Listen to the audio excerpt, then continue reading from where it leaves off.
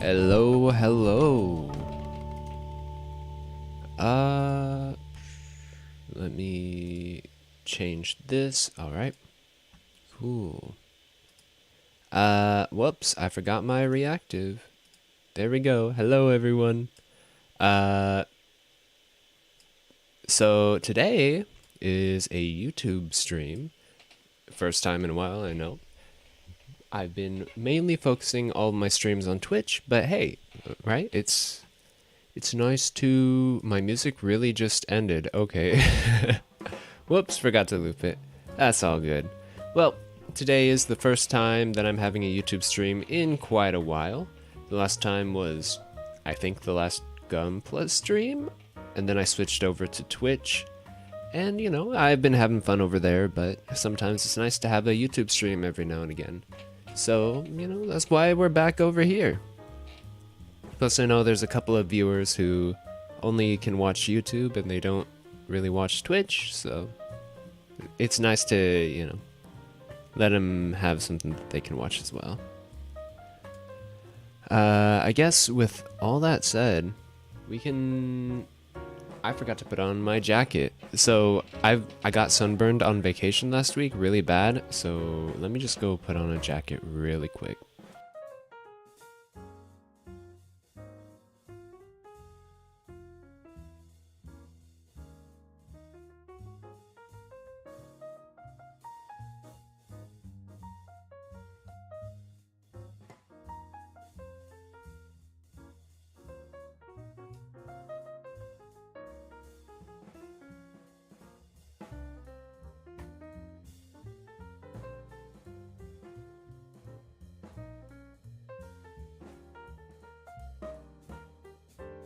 Alright, and I'm back and all ready to build.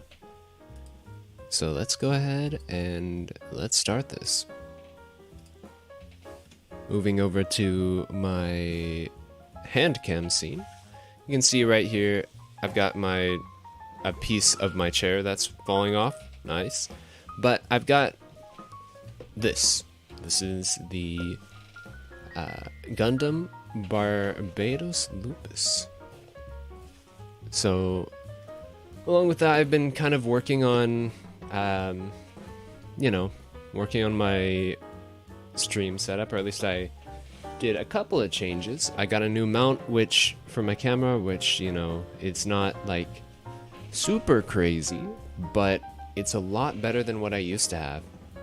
So, along with that, I can do this, and you can see this is my whole desk. You know, I've got my water over here, got a whole bunch of stuff.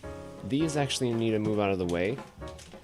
So what these are little petite blocks. They're from Daiso. They're basically knockoff nano blocks. And I got them for, you know, a possible stream in the future. But yeah, I've got my tools. I've got some paint markers, the Gundam markers. I've got sanding sticks. I've got Q-tips, nippers, and a runner organizer.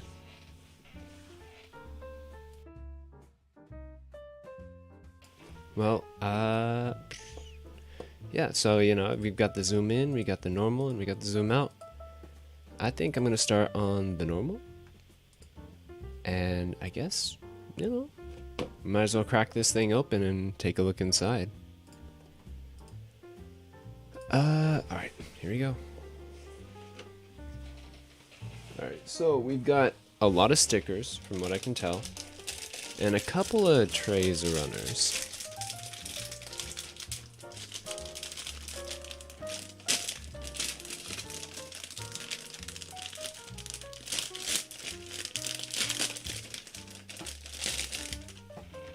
Alright, so we have runner B. I think I'll do the zoom out for a second so you can see me putting the runners. Oh wow. I'm not used to a kit this small. That's interesting. Yeah, usually I'm used to building a lot larger kits. The last one I built was... What was the last one I built? On stream... Ah, yes. So on stream, the last one that I built was the new Gundam, real grade. So that one was a huge kit. But after that, I ended up building a Char's Zaku by myself. So, yep. This kit is relatively small, not too many parts. We have Runner A, Runner B, and Runner C, which, I mean, it's a full tray, so it's good. It's just not, you know, crazy. And we got our Polycap Runner. So let me just zoom in on that a little bit. Polycap Runner.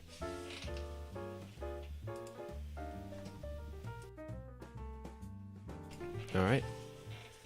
And our sticker sheet, which has quite a few stickers, unfortunately. But I mean, hey, I've got Gundam markers, so that'll be fine. So now let's go ahead, crack open the booklet, see what there is to do. So a little bit of a fun fact about myself, I haven't actually built any IBO kits except for, what is it, the Barbatos, which is like the Gundam, you know, Barbatos, but a centaur. Alright. Let's do this. Get out my gear.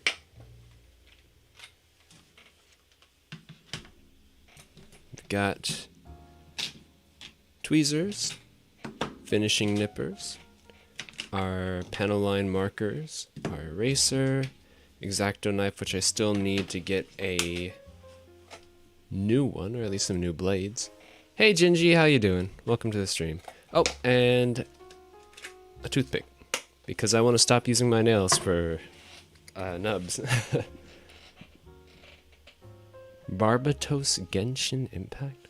Well, it's I think it's a name for a demon. All the iron-blooded orphan Gundams are named after demons, I think.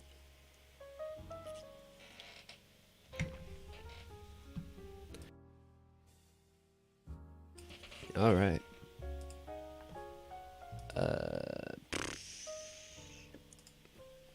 Cool. Let me just move my... I was gonna say let me move my reactive out of the way of the chat, but the issue is that if I do that, then my other scenes get messed up, because this is like 3 different scenes. Alright, so I went to the normal scene so I can show off all the tools. We have our nippers. These I use for runners for the initial cut. We've got my finishing nippers, which are used to clean things up. Same with the X-Acto knife, cleaning stuff up. We've got our 3 panel line markers for panel lining, a toothpick for finishing stuff up as well, and an eraser for erasing any extra panel lines that we make, and tweezers, because they're pretty useful. Alright, let's get into it. So, the manual, it wants A18, C4, 2 polycaps, or polycap 2, both of them, A19, A20, polycap 4, A21, B stuff. So we'll just start off by snipping out parts from Runner A, which Runner A seems to be like the inner frame sort of pieces. You need 18 right there. We're gonna eventually need 19, which is right there. We'll need 20. So 18, 19, 20. There's a 21. So 18, 19, 20, 21. These 4 pieces right here are what we need to cut out. So I'm just gonna be taking my sort of starting nippers and cutting the pieces off, making sure to leave a little bit of extra plastic alongside it so that I can clean it up later. You gotta get it perfect with the first cut, because it's always better to cut less than it is to cut more, because harder to fix, you know, too much cuts than not enough cuts. There we go. And what I mean by that is, take a look at this. You can kind of see that I left some like extra plastic bits on it. We can always take that off afterwards. Alright, we're gonna need 2 polycaps. These ones are for polycaps. They're sort of a rubbery material, and since they're mainly joints, it doesn't really matter as much, so I try to get it as close as possible the first time. There we go. Next we need runner B for some parts. 29, 25. 29 and 25. 29 is right there.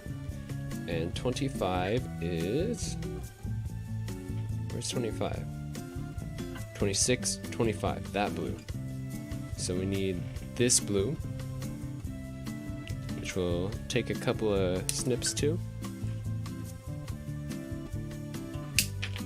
There we go, that's 1. And 29 over here. Boom. So, the Barbatos Lupus is the second form of it. The first one is just normal Barbatos. I do have it, but I haven't put it together. Now, gosh, I'm realizing I'm doing it on YouTube instead of Twitch. The reason why that I'm putting together this one first is because I actually had a Twitch redeem, which, you know, when I'm streaming over there, I've got channel points, so you can make sure to follow over there if you're not already. And a viewer, Kai Moon, actually redeemed for me to build a Gunpla, and they chose this one. So, you know, I'm sort of honoring their request. Maybe I should have done it on YouTube just because they might not see it, or not on YouTube, on Twitch, because they might not see it here on YouTube, but hopefully they will. We've got the A pieces. The B pieces we just cut out, so I don't need this for now. And then we're gonna need C pieces. So for C, we need 26, 4 and 26, and 15, 16. 4, 15, 16, 26. Here's 4. I need to kind of go over the top because it's a little bit of a weird mold. There's 4. We need 15, 16, and 26. 15 is... There's 19. 15, 16. Alright. 15 and 16. And there we go. Alright. And we need 26. 25. 26 is right here. So we'll deal with that for right now. Alright. There was one polycap that I missed. I actually also need the neck polycap. Polycap 1, which is right here. Boom. This little piece. And there we go. I think we can probably start finishing the parts, and we can put it together. So what I'm actually going to try doing is I'm going to move the manual out of the way so you can better see the parts, at least the white parts, and you can see how I finish them up. So I take out my finishing nipper, which is going to be sharper than my starting nipper. This one's got a lot of wear and tear. This one, you know, doesn't, and it's a lot sharper, so I'd rather keep it for that. Since this is a white piece, I can probably get away with just snipping it off and then maybe doing a little bit of friction on it. So that, and then I take the toothpick and just kind of scrape at it. Seems to be working. Yeah. For some other pieces, you actually have to take an X-Acto knife to it and kind of like mar the surface to get it right, but for this, because it's a white piece, it's not as big of a deal. So there's one white piece. We got the second white piece right here with the 3 nubs on it. There we go. And we'll go ahead and do the exact same thing.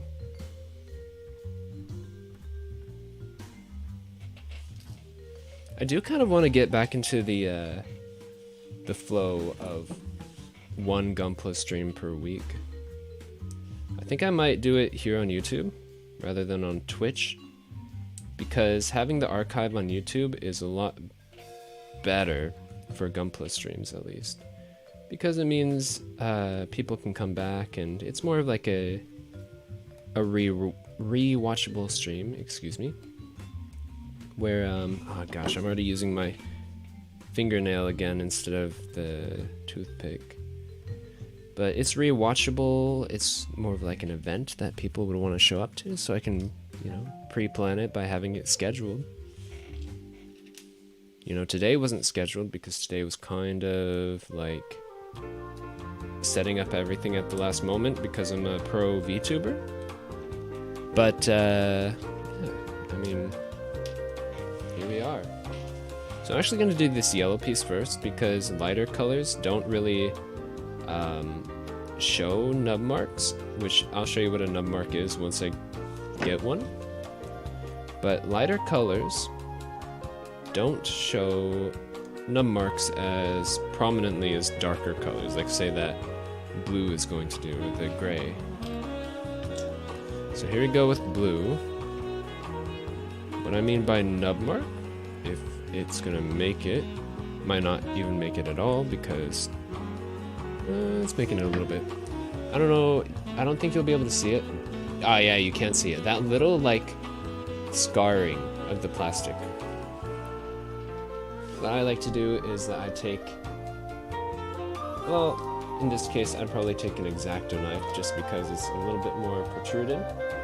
So we go X-Acto knife and you just chop off a little bit of that extra bit. Same with this side, and same with over here. And then what I'll do, which, I mean, you know, it's not necessarily, I guess, thinking about it, it's not chopping, but it could be marring if it's, like, close enough to the surface. Then you take something hard, like your fingernail, or in this case I'm using a toothpick so that I don't ruin my fingernails anymore, and you just kind of run it over the surface. That should fix it. Or not fix it, but it should make it blend in quite a bit more than it normally would have. So you can see this one up here, you can barely see where the nub was. This one, you can still kind of see it, but it's a lot less prominent than it was before. You could like do it with a file, which technically is what you're supposed to do, but this is basically the same thing, just a little bit less exact. Of course, the reason I do it is because it's a lot quicker, and I like doing things quickly. Alright, these grays we might have some issues with. Yeah, a little bit of an issue. Nothing too crazy though. So, another tip that I like to give is I like to cut with the edges of the plastic, if that makes sense. Where we'll have the cut going along with the edge rather than against the edge, so that way it has a little bit less of a chance to gouge the plastic. That one's going to need an X-Acto knife to fix. This one on the end is all good though. Here's the X-Acto knife. And boom.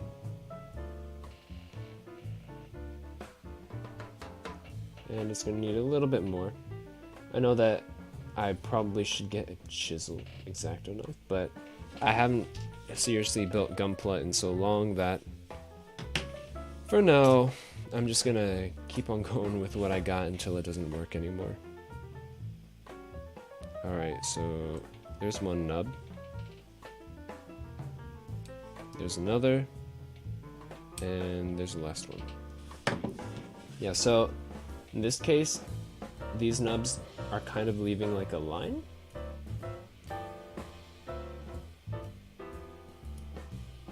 So, and there's my fingernail. Good old bad habits, I guess, right? So now, let's get this nub all dealt with.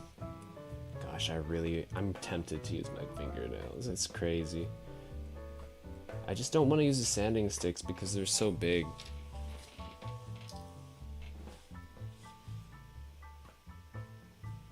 Alright. So there's one nub. Next one right there.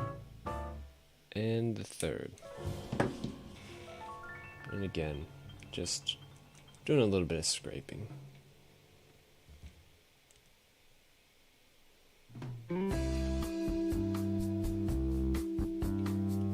And I'm gonna actually use my fingernails a tad bit too, but not as much as I usually do, hopefully.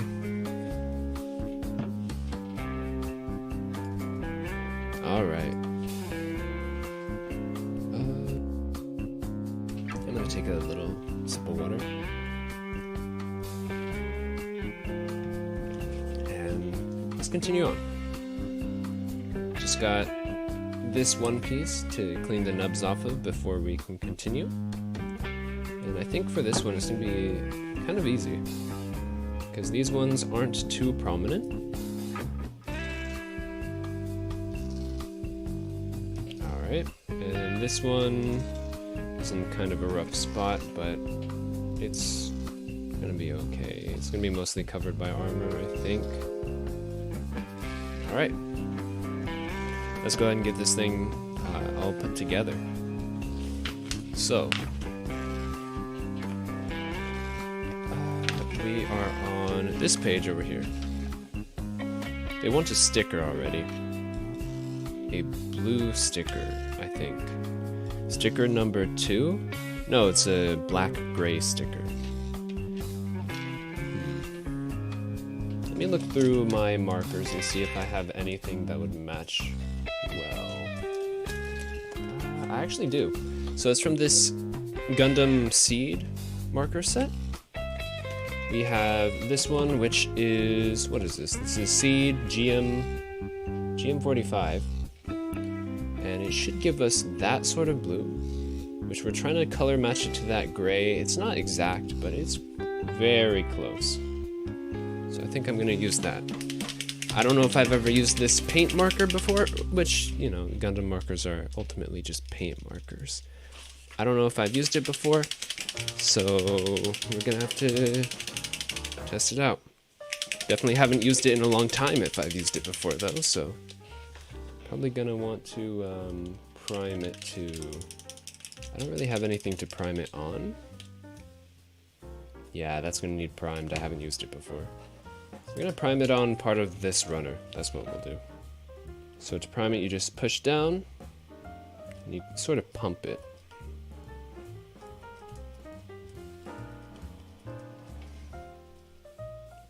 Do we have it yet? Not yet. It's almost primed. Is that primed? That's primed. There we go.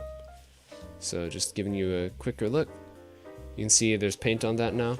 It's all nice and primed. So, let's do this. What are we putting it on? We're putting it on C. And where is it supposed to go?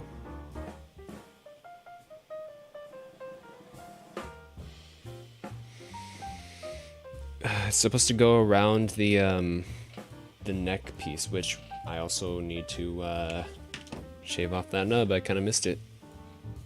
Right there, that nub. So it needs to go on the neck piece. Huh. How exactly does it go? So...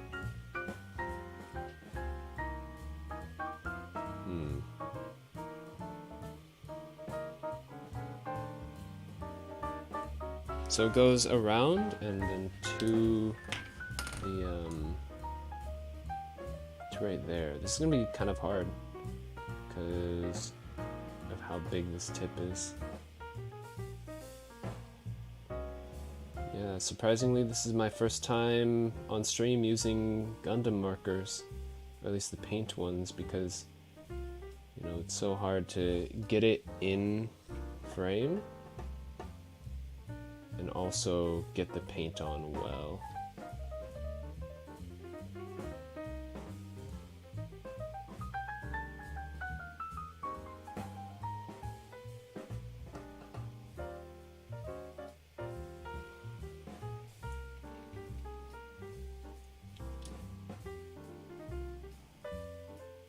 Yep.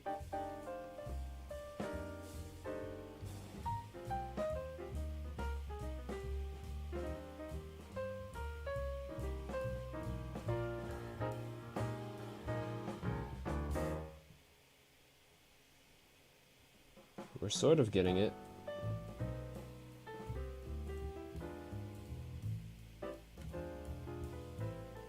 Just gotta move slowly, but steadily. There we go. It's all nice and painted up, just gotta wait for that to dry. And while we're waiting, let's see if we have any other pieces that are gonna need some paint. Might as well leave this marker out because we're probably gonna use it later. So, that should be it.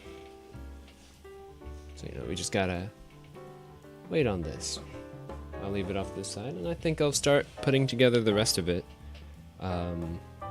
without it, if I can, of course. Just because it's gonna go into this thing, and then you need to, you know, put some other things in it afterwards. So it's gonna be tough, but I'm gonna see what we can put together without having to have these two pieces together. So there's the shoulders. The back then goes on after that. Okay. Another thing I missed is we will need a polycap ball. So polycap number 4. Here we go. Polycap 4. This is going to go on top of this. Or on the bottom of that, I guess would be. And that latches into place, and then it comes around from the back. This yellow piece goes into this white piece. You just move this slightly out of the way. Goes into this white piece. So something like this. Nope, something like... Like this? Yeah, like that. So before we do that, I'm actually going to take the time to panel line this stuff. So here's the gray. Gray just goes into its spot. Nice and easy. Panel line around that side. In the middle of the chest. Down the sides. And in all of the crevices.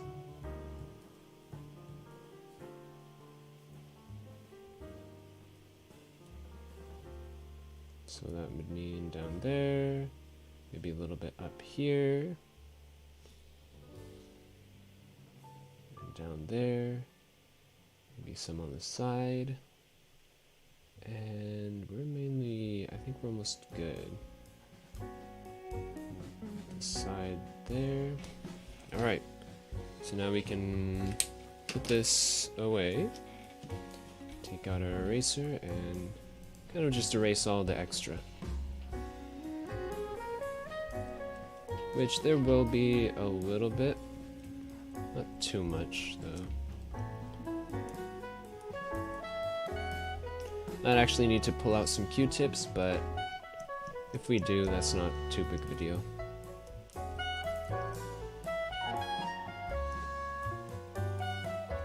This one is a little bit messy in that gap.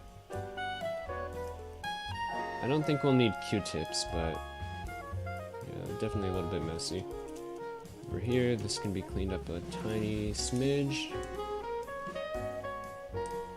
There we go. Lots of nice detail. Probably can't see it because the light's so bright, but yeah, lots of nice detail poking out now. Then for the yellow, we're going to take brown and sort of put it in between all of the different vents. There we go. And boom. There's another line right here. We can put stuff in.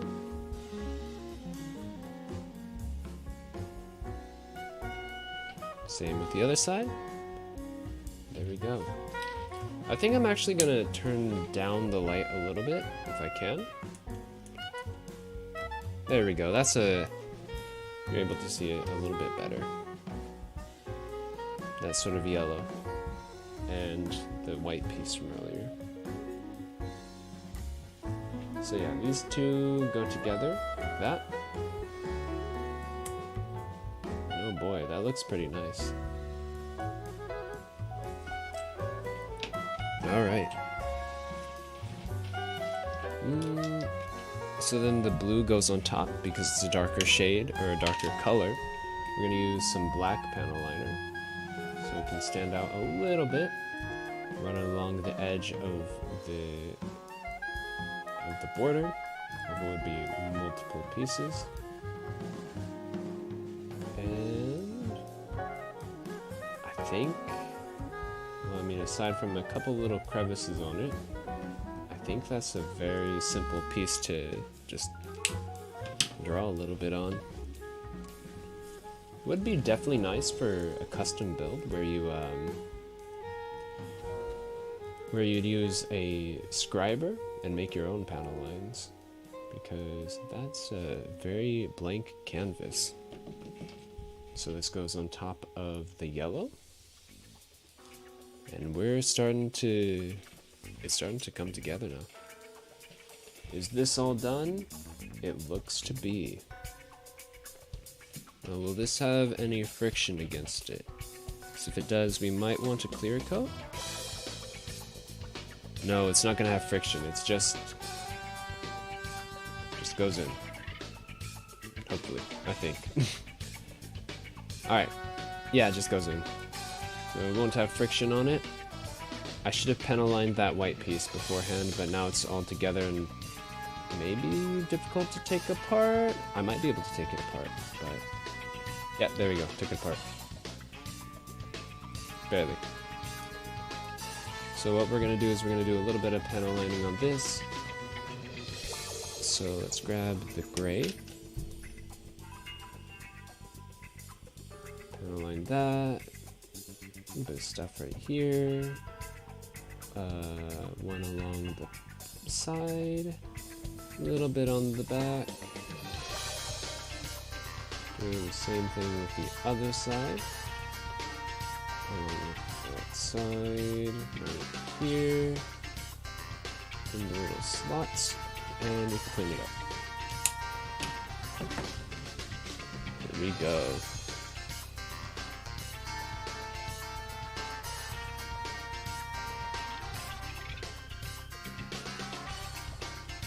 Alright. That is looking pretty nifty. So now we can put this back inside of the part it needs to go into. And they're on the back. And I guess we can panel line this inner part as well. Use a black panel liner. Might not ever get seen, but hey, at least it's gonna look nice under the covers.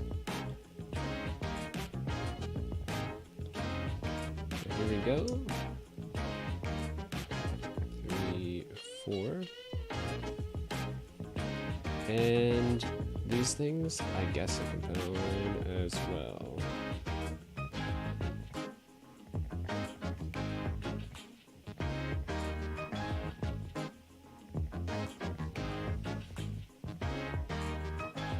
I think I'm gonna try and make this my nicest Gunpla build so far.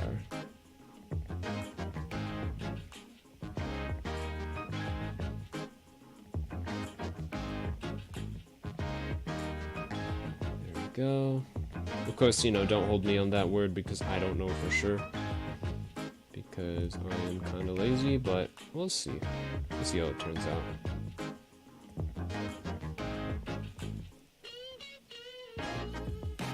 Alright. The little triangles on the back.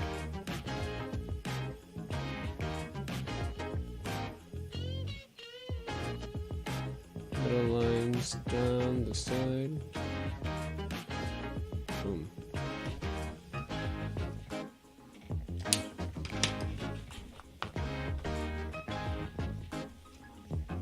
Nice. And we take this one with the ball, which I guess I'll also do some lining on here. Just make it look nice and pristine.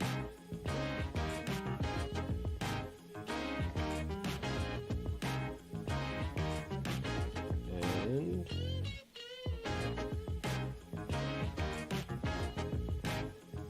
I think this is gonna look real good.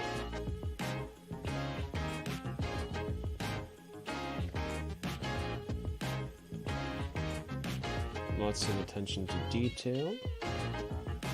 And we've got two more. Just these little small crevices. And there we go.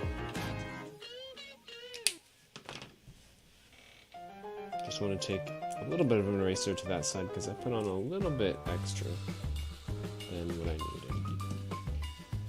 So now this goes around the front, like that.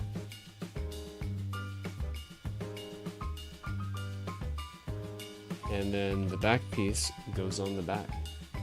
It's going to be too hard to panel line once we get in there though, so might as well do it right now.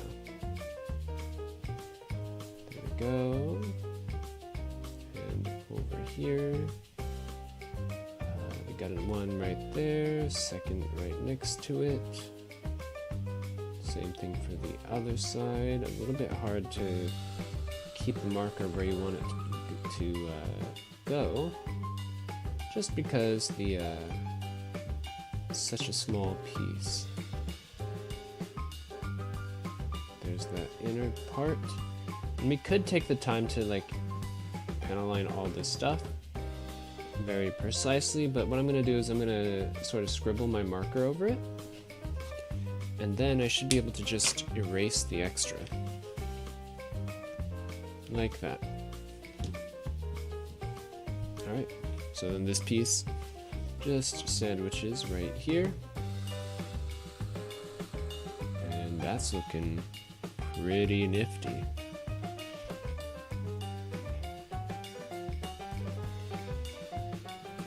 From there, we've got this part that we worked on earlier, and that goes on the front. Then we take the neck, poly cap, and place it in there as well. That looks good. Look at that color separation. I mean, I had to paint on some of it, but look at the colors. That looks neat. Of course, no backpack yet, but... Oh, I forgot the sides, duh. That's another part. The sides go on afterwards, which is good. It has like one thing to panel line, so it's all good.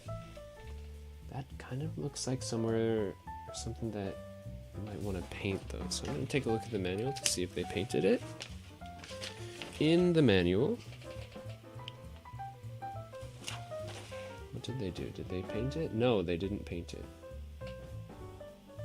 I don't think they did. Yeah, no, they didn't paint it. Okay. Got it. There's one panel line I did miss though. It's on this outer edge. And I said that, you know, you can use your, you can use an eraser, or I guess you could also use your fingers, which is what I'm doing right here. But then, of course, the ink does get on your fingers, so you're gonna have to wash your hands afterwards.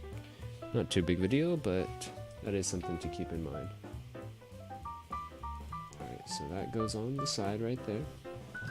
And the other one goes on to the other side.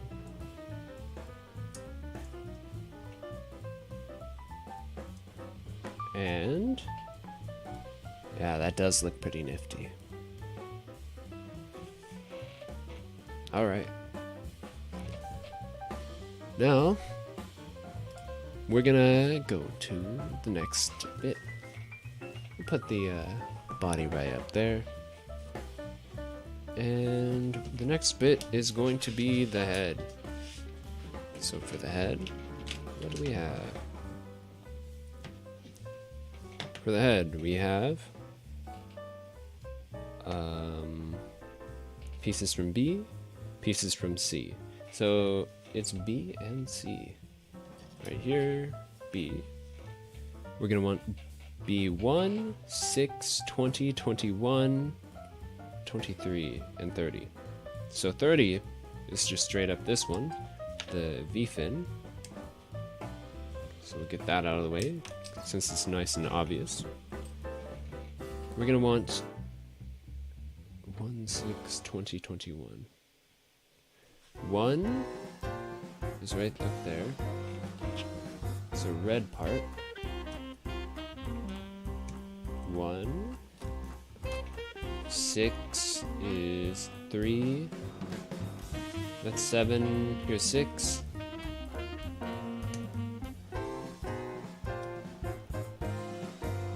1, 6. 19. So then 20 is 22, 20, 21, those yellow pieces. So let's get those off the runners.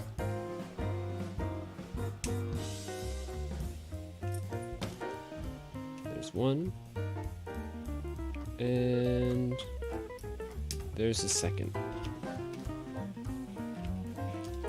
So we have 1, 6, 20, 21, 30, and we need 23, which is this sort of navy blue. Alright. Boom. Alright, now we just need the white pieces, which we will need 6. 1, 2, 5, 6. Okay, that's pretty simple. So 1 up here.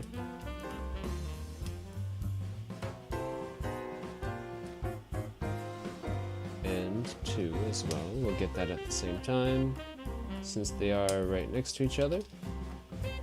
1, 2, 5, 6. That 6 is a really small part, gotta be careful not to lose it. There we go, and 6.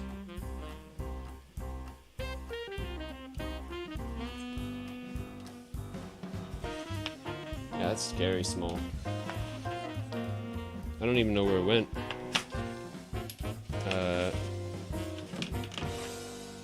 Oh, it's right here. That's the piece. Is that all that we need for this step? Yes, it is. Okay, so let's get that zoom in. Not out, but in. Yeah, that's the piece. So it wants the eye stickers for the gray. But of course, again, before we do that, we're gonna work on cleaning up the parts. So we'll take that small piece and we'll snip off all the 2 extra bits, I guess, for right now. There we go. Here's the white. Snip that off at an angle. It still left some on, but it's not be too much to clean up. Up here, snip with that. This one we can probably get it a little bit more clean with the nippers. There we go. This one down here, we're going to want to use that toothpick.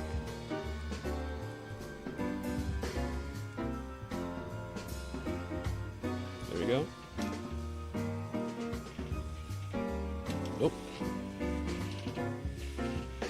For this white piece, we're going to want to snip this off. There's another piece, and then the part on the bottom. Just got to take this toothpick to a couple parts on it. That first one, this one can use a little bit more of a snip from the nipper. There we go. And that's fine too. There's another white piece. So in cases like this, there's actually a little mold line that you can see that goes across that way, and you want to follow the mold line rather than going against it. Because there's no edge. Just checking to make sure that a nub didn't get into my drink. There's no edge, but the mold line is there, so you can try and make it blend in with it. Alright, yellow pieces. There's one, two nubs, and the third is on the bottom. Alright. A little bit of yellow that I kind of missed. Might need to use the X-Acto knife for it, and it kind of sticks out a little bit more than I'd want it to. Should be good. This one should be good as well. Oops.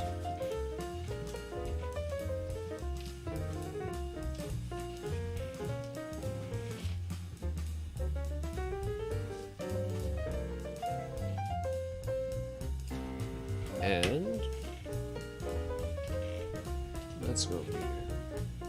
The red part might leave some residue, or not residue, the lines.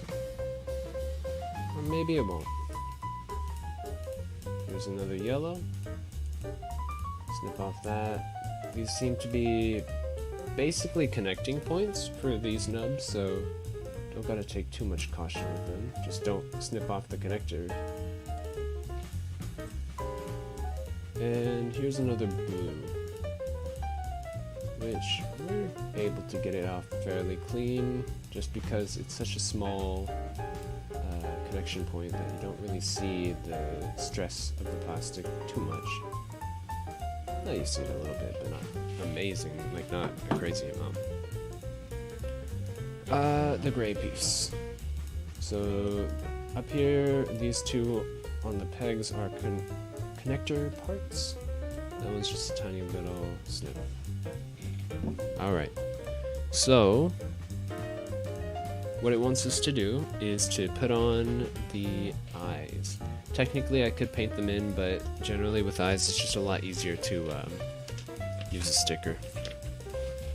And a lot cleaner as well. In most cases, of course, not every single case, but...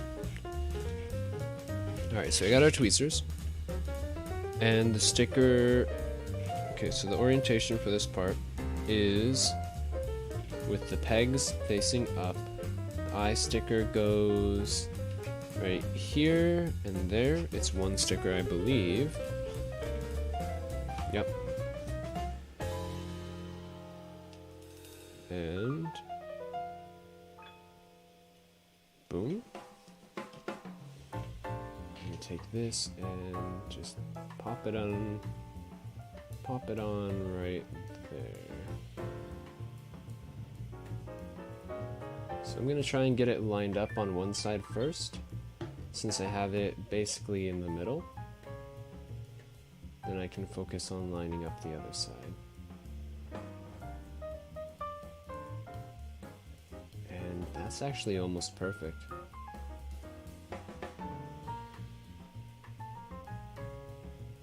There you go.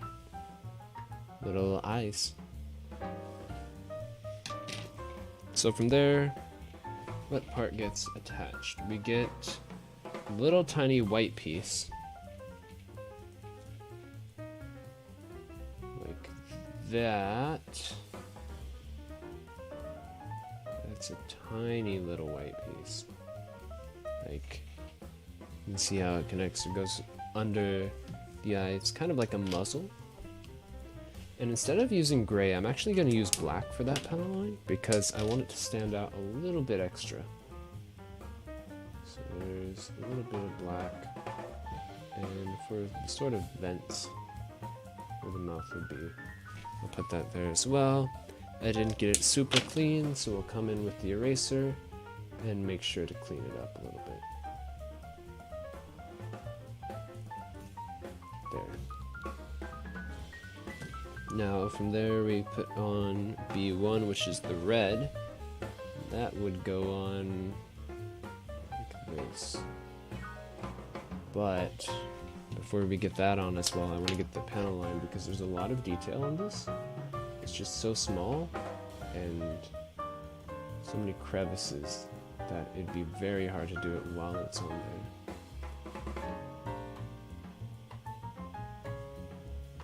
There, right there, and we should be able to put this on now. Let's take that, and there you go. That's sort of chin. I need to get a second angle that's better for zoom, for showing off exactly what I'm doing. I do have another camera that I can use for that. It's just I need to find like a capture card solution that's better than what I'm using.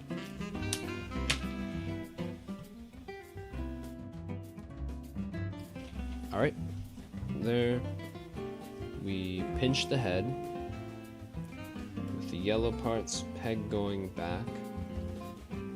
Back? Yes, peg going back. Just like that with both of those pieces. Actually, after we get on there, I'll do panel lining for this one because it's not as hard to really get at it. It has some vents, kind of like the chest vents, but they're a lot smaller. So, you know, just gotta fill in the cracks and then fill in or erase the extra. There we go. And erase the extra. Whoops. All good, all good. And the extra has been erased. From there we have the yellow parts, so we want to put on the white sides. And I actually missed another nub on this white piece, so I'll work on that right now. Boom. Put on the white sides, which have the vents going forward. That's one. Again, of course, I'm going to actually take this off if I can. Not with the yellow piece, but I want to take off the white piece because I realized there are more panel lines.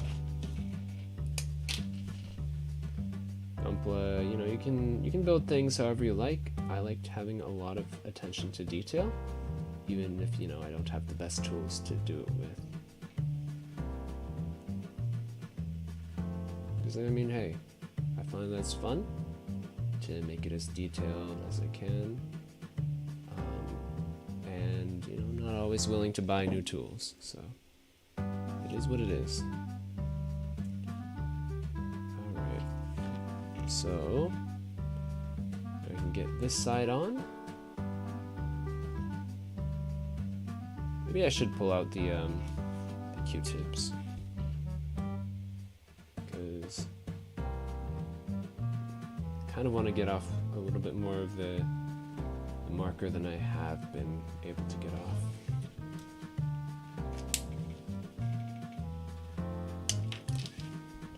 So I'm gonna do a little bit more right there. And erase a little bit of that extra. Whoops. And sandwich that head together. And that's looking really nice and detailed so far. And we're not even close to finishing the head. Well, I mean, we are close. We're just not very close. Next piece is this white part. It's going to cover the back of the head. And it does have a nice little line in there that we can fill in. A couple on the back as well. We can sort of trace around. And can erase the extra.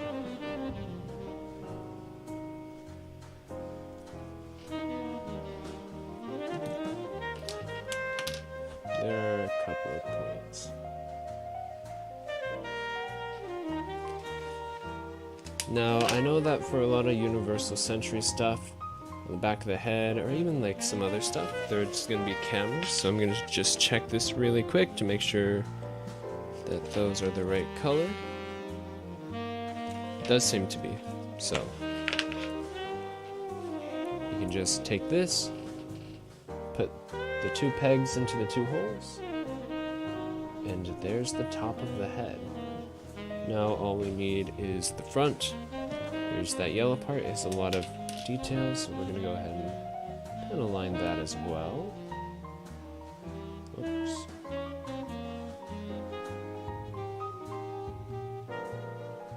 I want to get that perfect. I don't think I'll be able to use the eraser to do that, just because it is kind of a crevice that's too small to be precise with the eraser. It is very hard though, very difficult. There we go. I think that's going to be as good as we can get it for that. Over here, you can be a little bit less precise. Just kind of scribble it in. We'll use the eraser to erase the center parts of that. And one little thing around the side. The cap on that. And let's get rid of what we don't need. All this extra brown. Same with over here. Didn't really erase it the way that I wanted it to, but I think it's fine.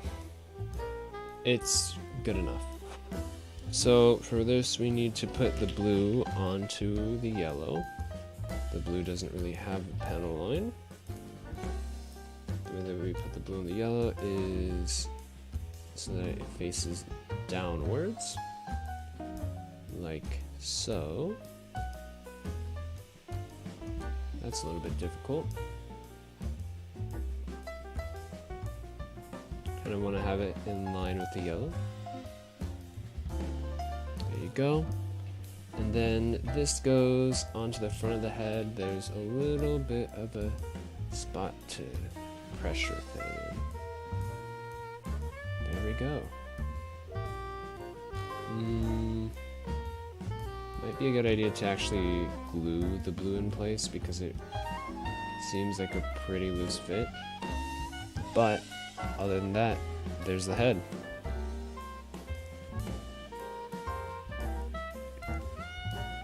Hey, welcome to the chat, Positivity. Your Barbatos Lupus Rex order just got shipped not too long ago. Nice.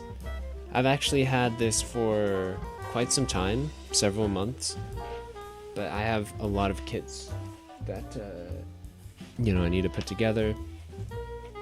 Just because I haven't really gotten into IBO too much, the IBO stuff has kind of been on the back burner. Alright, so let's put that next to the body. We'll do a big assembly at the end. Now let's try and see what parts we're going to want to grab next. So, for the next parts, we are going to be doing the right arm. The right arm is going to be taking some parts from B. You can't actually see it, but it's going to be taking some parts from B. Maybe if I zoom in, you can see it.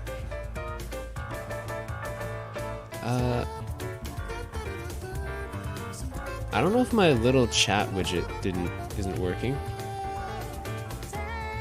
You like the media that references the 72 demons of sorry, I can't really read it. Are Gosha like Genshin and Gundam IPO? Cool. Let's see.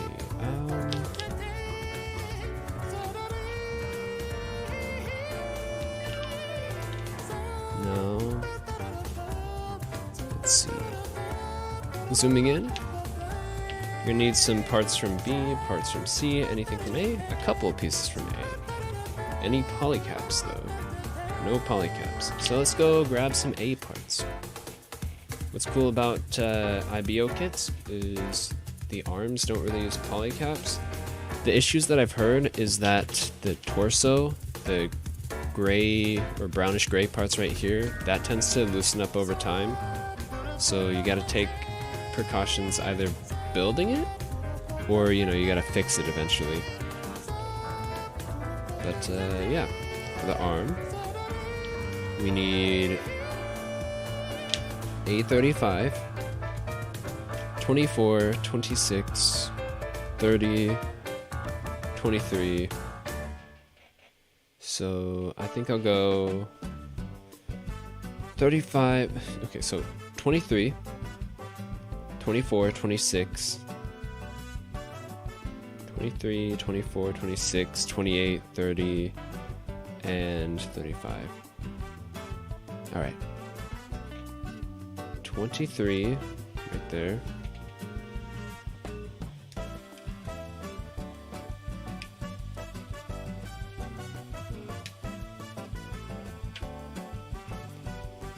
$24, which is right next to it, and so is 26.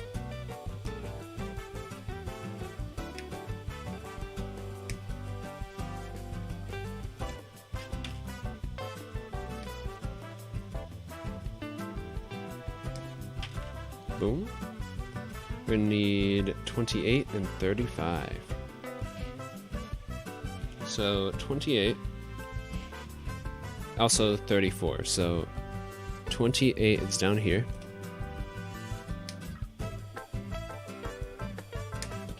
28, 34, and 35.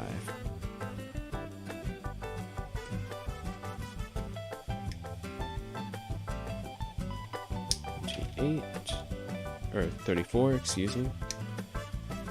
And 35. That kind of just fell out. Okay, cool. Any other A pieces I'm gonna need?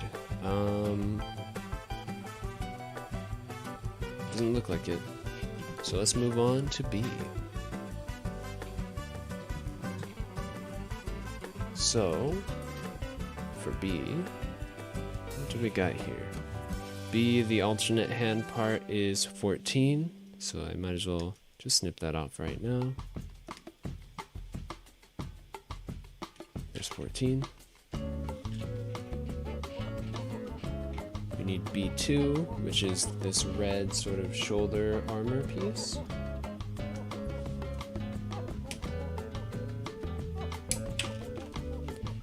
We're gonna need... what do we need? We're gonna need B17. So 17 is 14, 15, 16, 17 right here.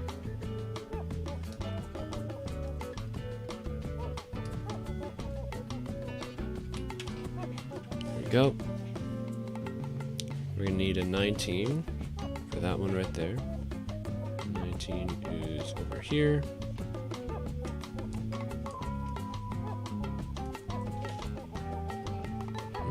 16 as well.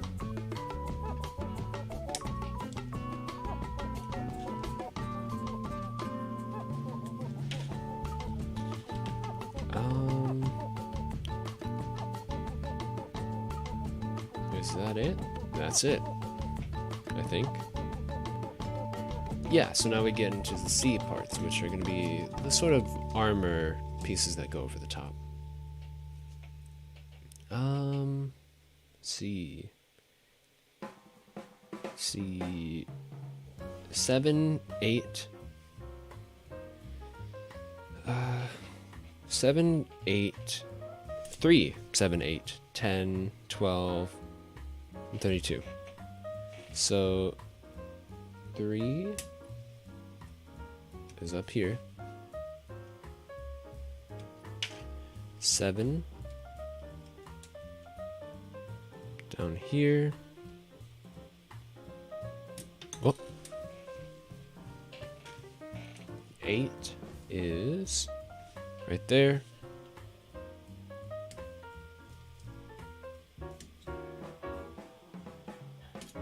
10 is up here. Do I need 10? Yes, I do need 10.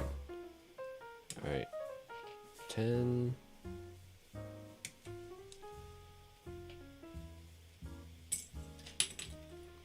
12.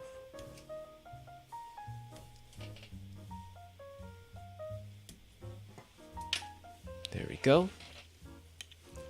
And the back of the hand, which is 32. Right over here.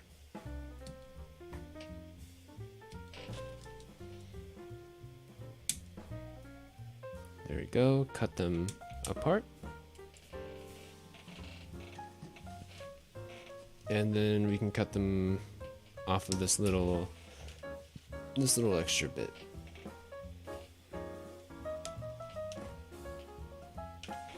And I think that's all the pieces for the arm. Yeah, the IBO kits, I like how simple the arms are, if that makes sense. Doesn't have a lot of joints. Alright, so let's start off with finishing the white pieces again, since it's going to be easier to deal with the nubs. I accidentally went the wrong way for that cut, but I didn't cut all the way, so I can still fix it up. Boom. I'll grab these ones off. Anything need finishing? One part could use a little bit more. Grab a toothpick and kind of scrape away at it. Here's white.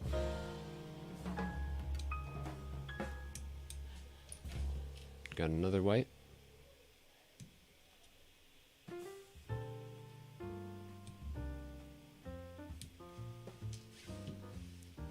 Here's another one. Got all that off. That one could use it a little bit, but I think it's gonna be good enough. That's fine. That's okay. And that's good. Now on to the red and the brown, which might actually show the nubs quite a bit. But the red ones are actually positioned in a smart way, so that there's not much cleanup that you have to do. Definitely though, red is kind of a pain when it comes to Gunpla, just because the it shows the plastic stress a lot more than all the other colors. Another one I notice happens quite a bit with is navy, I believe. So you gotta be careful with those colors, especially like any dark, like gray, black, or dark blue colors. I guess brown to an extent.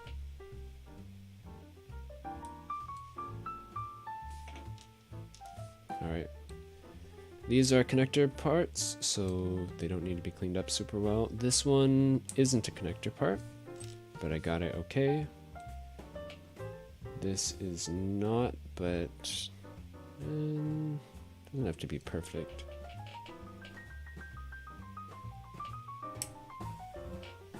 There we go. Grab the toothpick and do a little bit of scraping. Alright. This one definitely looks like it's going to end up being a connector part, but you never know, so just gotta be careful. This one has some details on it, so it's probably not going to be a connector part. So I might want to actually clean it up after the fact. Can I get away with just the toothpick? No, I'm going to want to grab the X-Acto knife.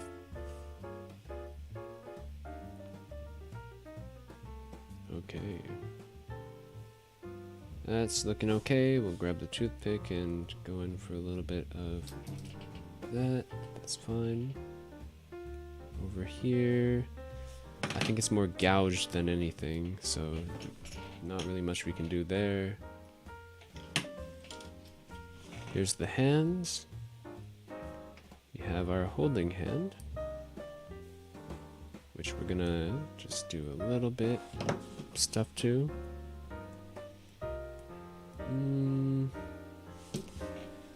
Probably clean it up a little bit more with the nippers. There we go. And this one as well. I kind of messed it up a tad bit, but it won't look too crazy since it's not in the open. On the back, get to do a little bit of, I guess, fixing it up, but because it's the ball joint, you're not gonna really see it too much. So again, doesn't really matter. In my opinion, you know, if it's a part you're not gonna see, why do you have to make it look perfect? Of course, if you're entering into like a custom competition or something like that, then of course, you know, do your best and try and get things looking as nice as possible. But if it's just gonna live on your shelf and you're never gonna see like the insides of the joints, then I don't see much point in fretting too much over it. There's one. And the other two for the hand. Do a little bit of scraping. And we're good to put it all together. Let's see, are there any stickers? I have a bad feeling. I feel like there might be. No stickers, okay. I can probably figure out how to put it together without the manual. I'm smart enough. So I'll just work on some panel lines.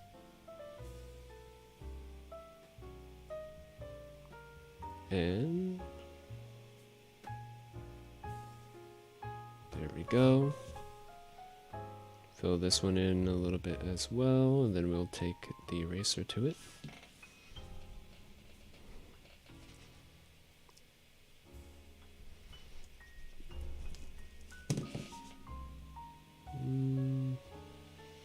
That looks okay.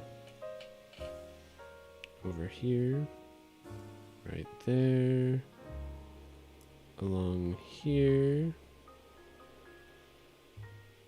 This one as well. Down there. There's a little line right there. A little square. A little zigzag.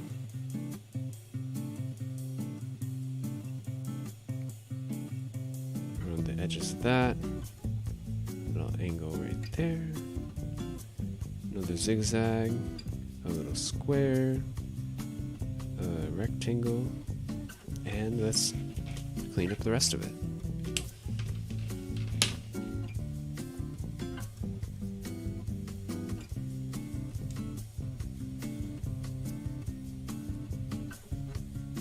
And boom.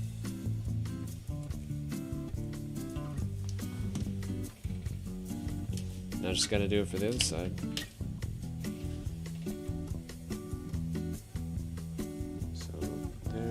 Start with a zigzag, another zigzag, the edge,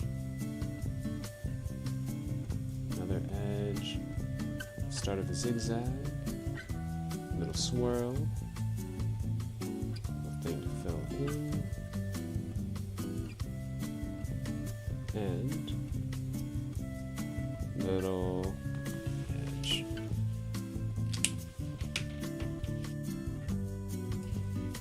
Now, again, just take an eraser and clean up anything that doesn't look super amazing. There we go. This white looks to be, it's going to be underneath the red. The red has some stuff to do. The gray, honestly, the shadows can probably fill that in. We don't have to worry about that at all. But the white is going to be what's standing out, so we're going to want to take a little bit of care with that.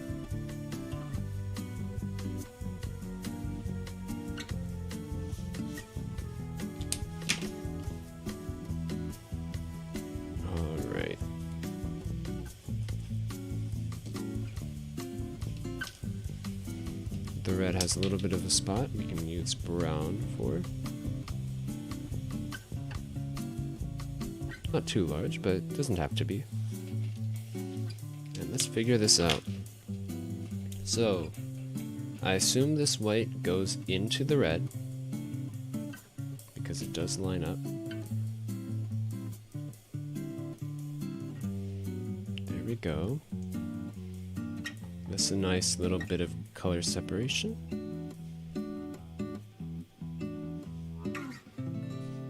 That's going to go onto the shoulder, which looks to be this part. These two look like they go together. They don't. These two are what goes together, I believe. So that's the shoulder. Am I missing a part? I don't think so. Oh yeah, I am. This is another part we need. And it needs to be finished because I kind of missed it. A little bit of an angle. Definitely gonna need an X-Acto knife, and I gotta be very careful with this because it is like a smooth angle, not just up and down. Or not just flat, I mean. And over here, do that as well. So this, I assume, somehow goes on top of here. Which this does have some more panel lines, so we're gonna go back to doing that. Nothing too crazy. One big one across the middle, which I kind of did really messy, but as long as we get it, it's all good. One right here. A little bit of an indent on both sides, and right there. Just take the eraser to it and clean it up. Boom. So, from what I can tell, how does this fit together? That obviously fits, so I think that's going to go together.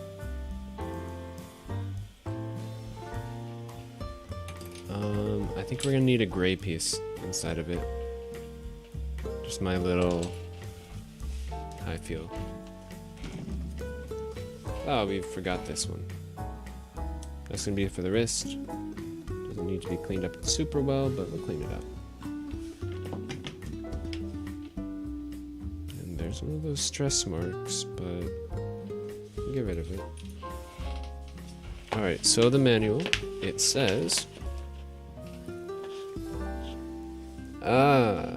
so we need this little thing to go inside of here somehow. I think it goes like this. Yeah, it goes like that. So it can fit into both of the slots. There we go. So we got that gray part inside of there. I'm actually going to change my blinds. I'm sitting next to a window. There we go, that should fix it. And... Manual says this one slides over top of this. Like that. Alright. And then... this attaches to here somehow, like that, over the top, I think.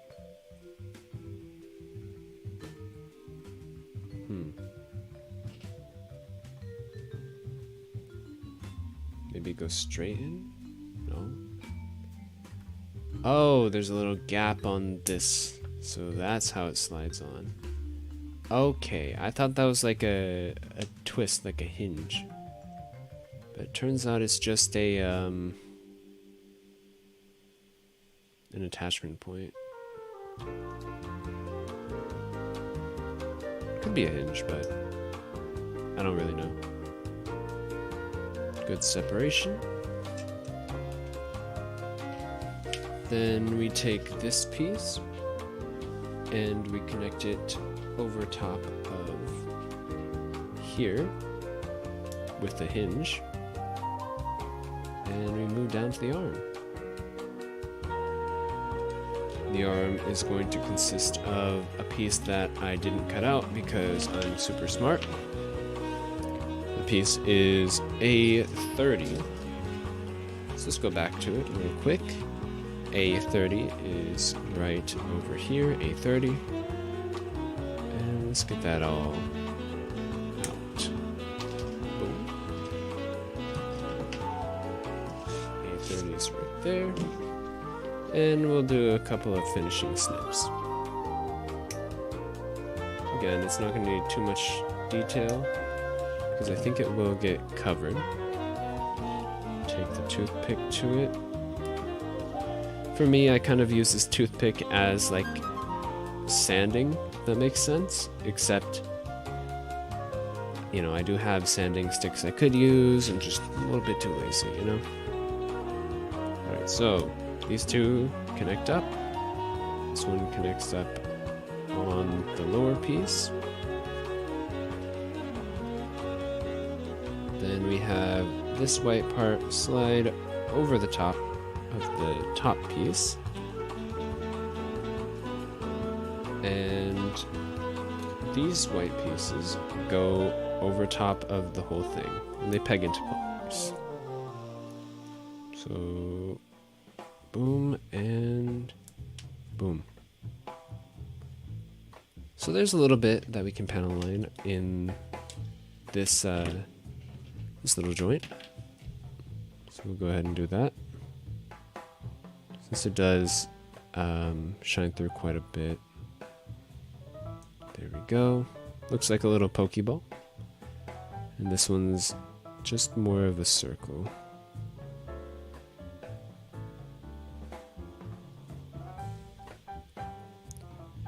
And boom.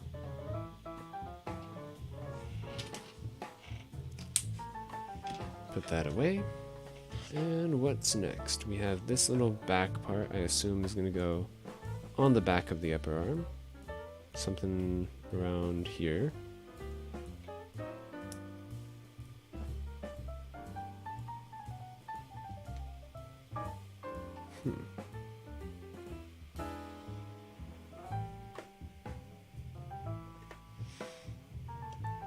I completely missed a piece. Oops. So the piece that I missed is a B piece. It is B18 and B19, which I did cut out B19. It's just I forgot, or I didn't put it into the spot. So I need to take off these white lower arm pieces in order to get everything where they need to go. There we go. So here's the wrist. It slots into place. And we need to grab B. And we're going to need to grab one of these, B18. Another gray part. And boom. We've got it off of the runner. And we can go ahead and clean it up. There's one. There's two. And there's three. Alright. So, how does this attach? This is where we're at. This faces upwards? That's a weird way to attach, but sure. We'll go with it. And then we get the white parts into place.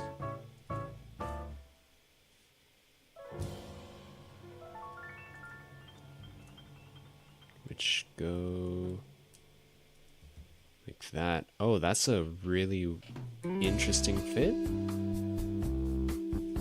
You can see right here, that's how it fits together. That's pretty cool, pretty crazy. So then you put it on the other side. little bit of a spot for panel line on the elbow.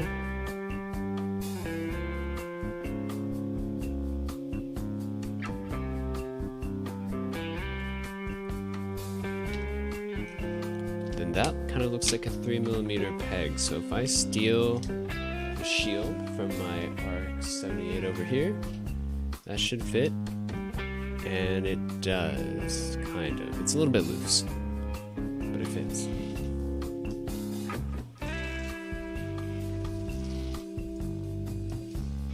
And now that we've got this done, it wants us to attach it to the upper arm, and then we attach the hand to it.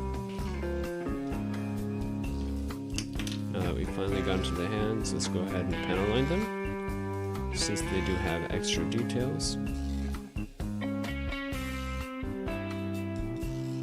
Boom and boom.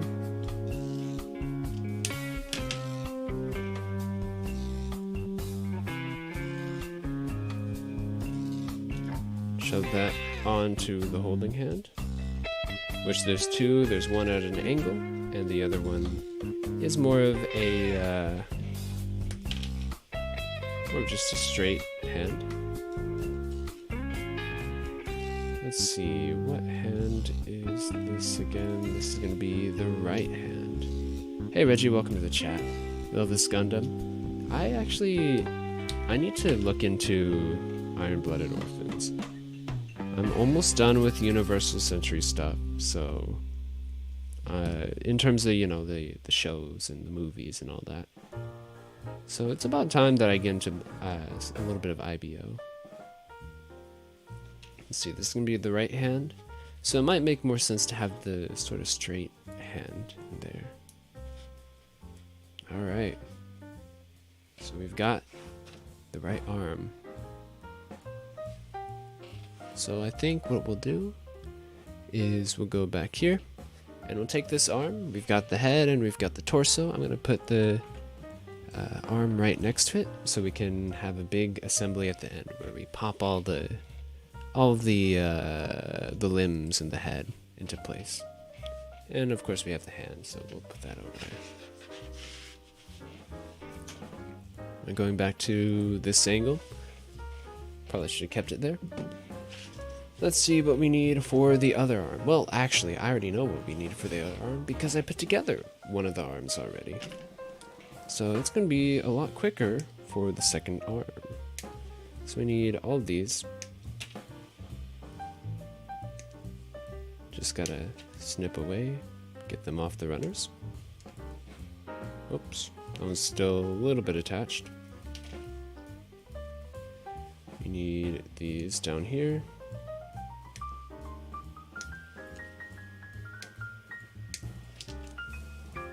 And boom. We're gonna need this one.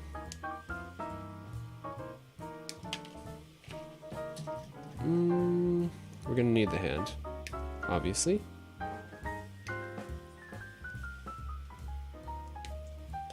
Pop.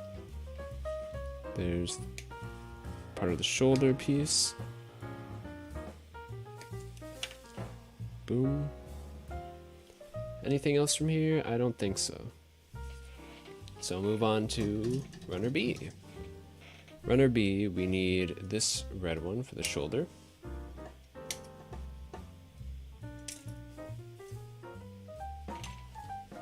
We need the elbow part. The extra hand.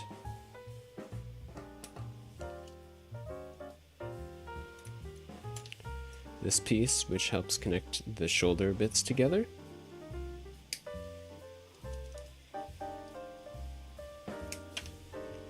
This piece, which is for the upper arm.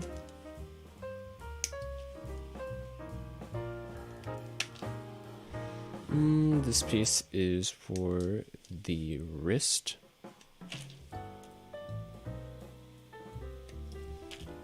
Cool.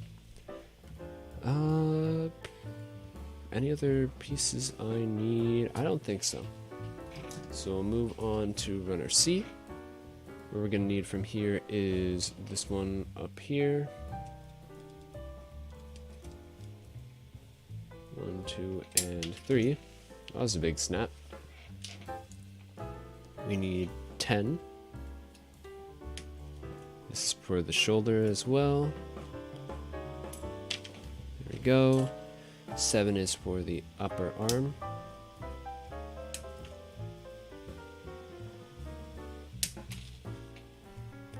These ones are for the lower arm.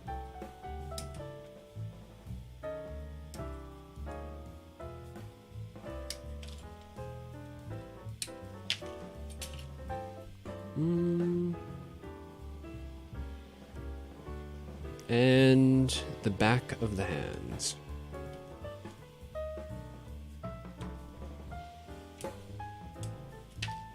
There we go. That should be everything we need. I, of course, might be missing something, so I might actually have to go back, but from memory, that is the arm parts. Which, I'm honestly, since I built it once, I can probably put it together.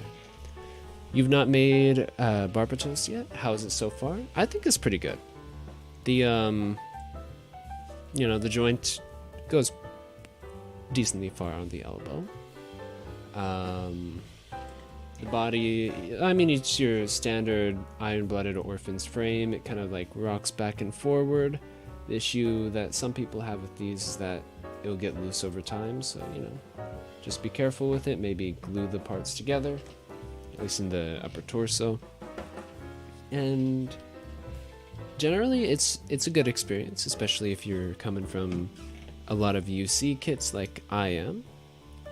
I'm personally, the way that I'm familiar with it is through the, what is it, Gundam Battlelog, Gundam Breakers Battlelog, that's it. I've built all of the unique kits from that line, so, you know, none of the reprint, like, different color kits, so no, like, the Goof Custom, because I've already built a Goof Custom before, so why do I need a red Goof Custom, you know? But if you're, especially if you're getting into Gunpla, that's a very good line to start on. It gives you a sort of taste for how all the different universes kits build. You know, it's like a, what is it called? It's like a Build Fighters series, except instead what they do is that they take the kits and it's basically almost one kit from every sort of build style, right? So, like, you get an experience for what seed kits are like, you get a feel for what UC kits are like, Iron-Blooded Orphans, 00, just gives you a good feel for everything. Which personally, I think the build for the, well, I mean, also there's live lens, so it gives you, like, wing as well. Personally, what I sort of feel is that from that lineup, the 00 kits are probably the best building kits. So if you're just focused on how the experience is to build, even though I've only built one, I would say try your hand at a 00 kit. Other than that, you know, if you like what's in the show and you're like me, where I like the Universal Century, then, you know, you can go for Universal Century stuff. There's some good stuff out there. But, you know, because it's kind of the oldest one, there's going to be a lot more of the basic kits as well. Again, though, you know, you just go ahead and build what you like. Which, you know, for me, I like the Universal Century just because that's where there's the most kits, right? For UC, you can, you know, have 50 different kits and then they can all still go together because they're from the same universe, so they're still, like, built the same, look similar and all that. Versus, you know, having stuff from different universes, which I have a little bit of stuff built from other Gundam universes. I've got, in terms of the stuff I have built, I've got the Gundam Wing. I have the Wing Zero. I've got a Leo, which is like the grunt mobile suit from Wing. I've got the battle log stuff put together, of course. Oh wow. That's actually all of the alternate stuff that I have put together. Like in my backlog, so the kits that I haven't built yet, I do have the Gundam Heavy Arms, I've got the Gundam Sandrock, which again is from Wing. I have a real grade Gundam Wing Zero from Endless Waltz. I've got what is it? I've got the G Gundam from, what is it? Mobile Fighter, or Gundam G Mobile Fighter, something like that. What else do I have? I've got a couple of IBO kits, right? Like right here, I've got the Barbatos Lupus. I don't have the Lupus Rex yet, just because, you know, they're pretty readily available, so if I do want to build it, I can probably just buy it and then put it together. I do have the normal Barbatos. I don't actually have any 00 kits yet, so I need to get my hands on some of those and put them together. The only one I put together is the Command Quant, which is the Breakers battle log kit I was talking about earlier. And yeah, I'm definitely interested to build some of those. But again, like the Universal Century is so big and there's so much stuff in there. I've got like maybe 40 kits just from Universal Century, and that's only like a smidge of all the kits that are out there. So yeah.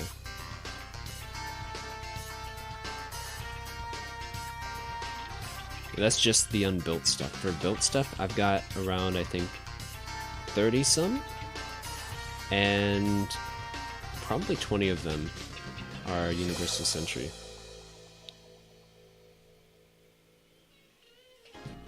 Alright. Let's do a couple of runs with the eraser. Kind of erased outside of that line. Let's put it back. And we're doing pretty good. How are we doing on time? I've been live for... How long have I been live? I've been live for an hour, 40 minutes. And we're putting together the arm. So I'm a little bit behind schedule, I think, for like how fast I usually build stuff. But it's not too bad.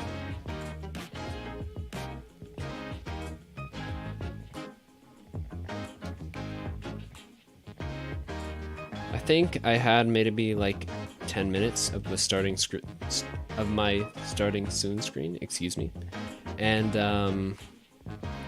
I mean that I'm at like an hour 30, so that's not too bad timing actually. Like an hour 30 of actual build time. If I wanted to speed build, I probably could, but you know, I want it to look good and I want to have a good time.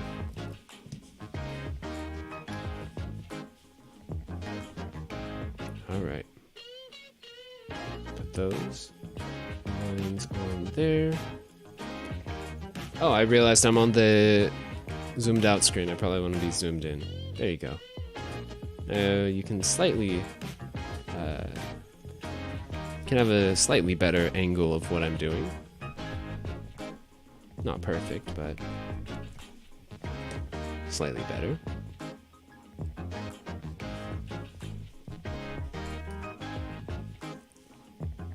Go. That doesn't need lined. These ones do need lined for the hand.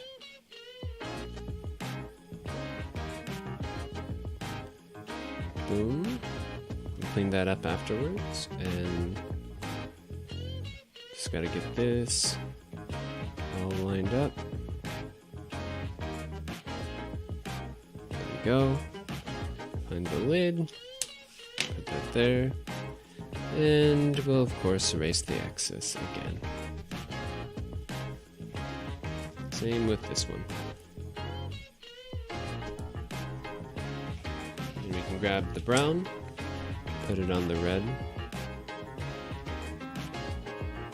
And I think that's all for panel lining. So we should be good to put it together. And the upside is, again, since I did the other arm, I know how this arm goes together. So it really shouldn't take too long at all.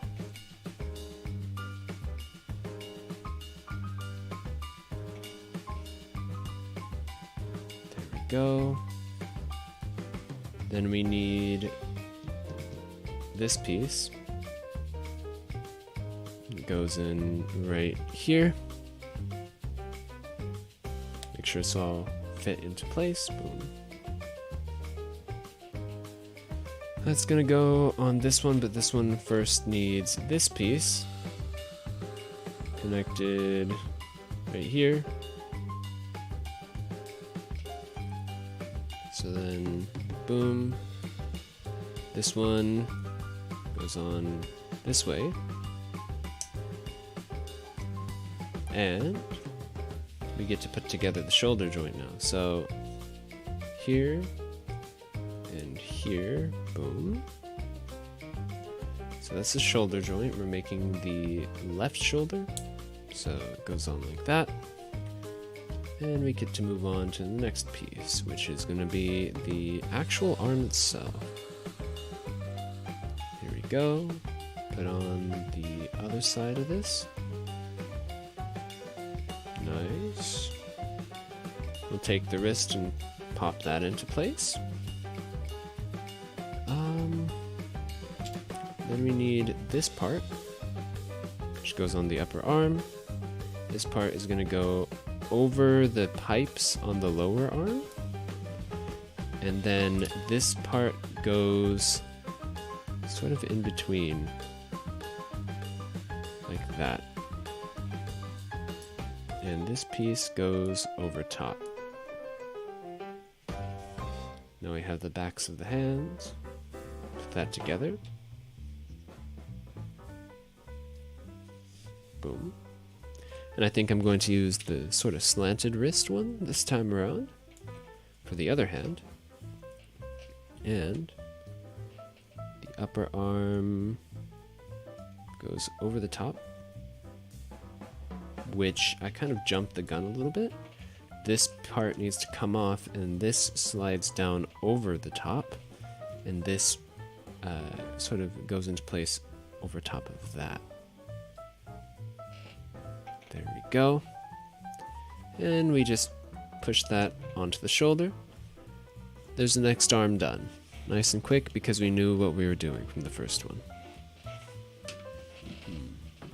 What I'm actually going to do is I'm going to clear out all the nubs really quickly so that we can get a nice fresh workspace. Now, I don't know if it's a little bit weird, but what I do is I actually keep all of the nubs from my builds because I think it's kind of cool.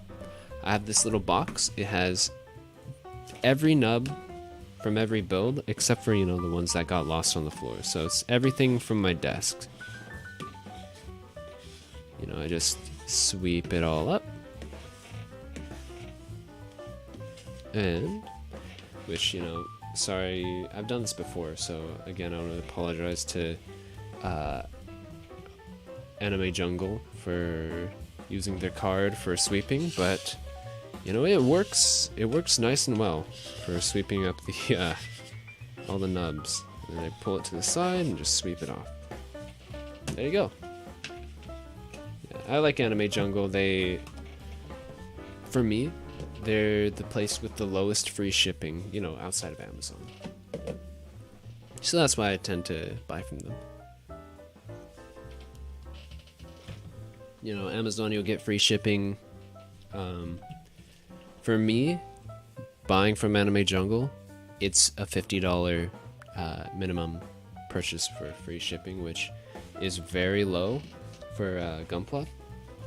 Most places is 100, 150 or more than that. And I feel kind of bad every time that I order only $50 of stuff from them, but I mean, you have the opportunity, why wouldn't you take it, Like something pops in stock that you've been wanting for a while, might as well pick it up. Alright, let's move on to those legs.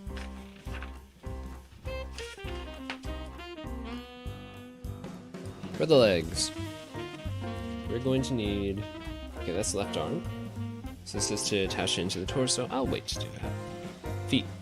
So, 2 feet first. So, A pieces, C pieces, and then you have your foot.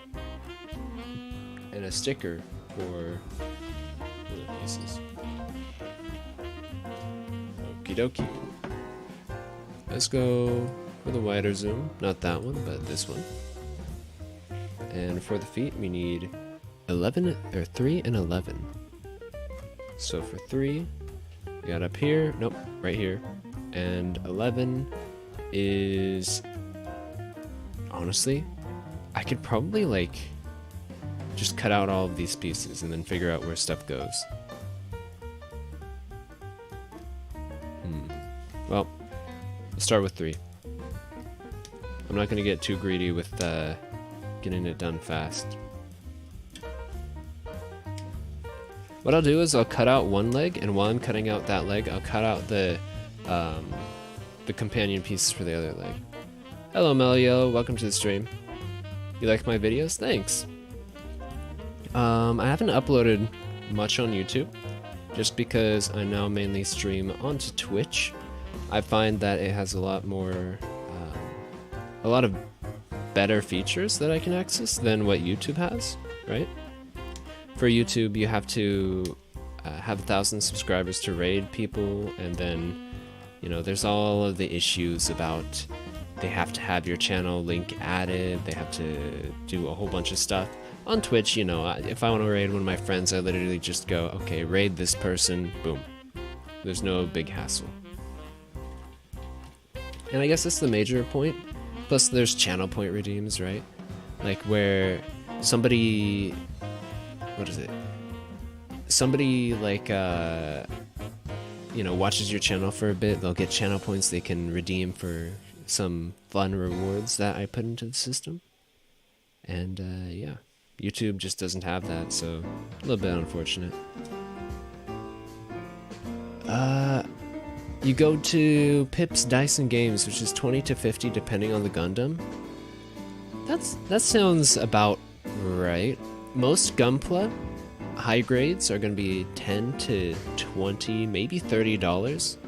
It's only like the really expensive ones that are more than that. Then master grades are usually about 30 to 70. Of course, there's some that go like $100, 150, 200. But yeah. If I had a 1 anime power, what would it be? That's a little bit of a tough question. Because I don't know.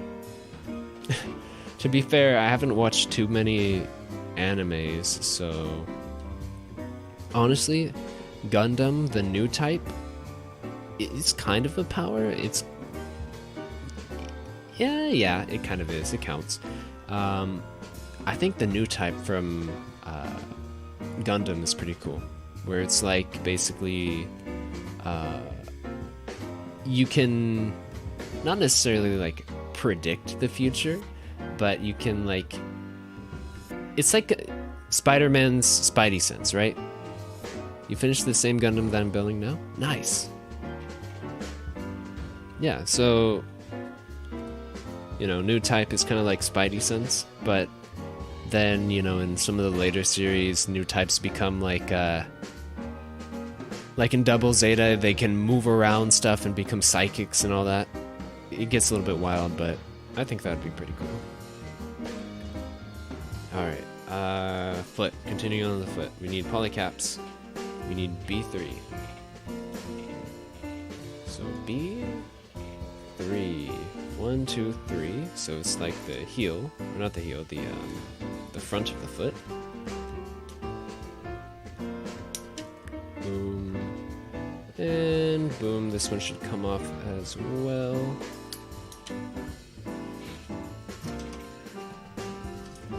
And then over here we need the white pieces, C25, which is right here. And we'll get both of them, or we'll cut both of them off just because, you know, we're gonna build 2 feet. So it only makes sense. This one, and there's a second. We're also gonna need 20 and 21. So 20 is up here, and that's 21. So let's get them off the runners. There we go. 20, another, or 21, excuse me. There's the other 21. And here go the 20s. So right there, boom, and boom. There you go. That's everything for the leg, or for the feet, excuse me, not the legs. Okay, so doing a quick zoom out, you can see this thing I have right here that I'm using to organize the runners. What it is actually, it's called a makeup palette organizer. So like makeup comes in like little palettes where they've got little like, you know, different types of stuff, and then you can put the palettes in there. But I use this for Gunpla because it's nice and wide for the slots, so if you got, you know, pieces bulging out, it's not going to get stuck or won't fit. And it's got quite a few slots. This one has 1, 2, 3, 4, 5, 6, 7 slots. Definitely good. And, you know, that one I picked up for just, how much did I pick it up for? $3, I think? So you can get them extremely cheap. Definitely worth it if you build a lot of Gunpla. Of course, if you don't, if you just build a couple, then you might not need it. But for me, I have, so to, you know, to share my Gunpla addiction with you guys, I have currently around 50 kits, excuse me, that I haven't built yet. Like, I have them in my closet waiting to be built. 50 of them. So, yeah. That's a little bit about me, is that I've spent way too much on Gunpla, and I have way too much Gunpla. So at this point right now, I'm trying my best to, you know, not buy any more kits. Yeah, about 50. I've got, I can actually list them all off right now. I've got, so it's mostly Universal Century stuff. If I'm looking over there, I have the Black Tri-Stars Zaku one. I've got the original Zaku one. I've got the Revive Zaku one, the Revive Goof, Revive Gyan, Gym Ground type, Gundam Ground type, Revive version.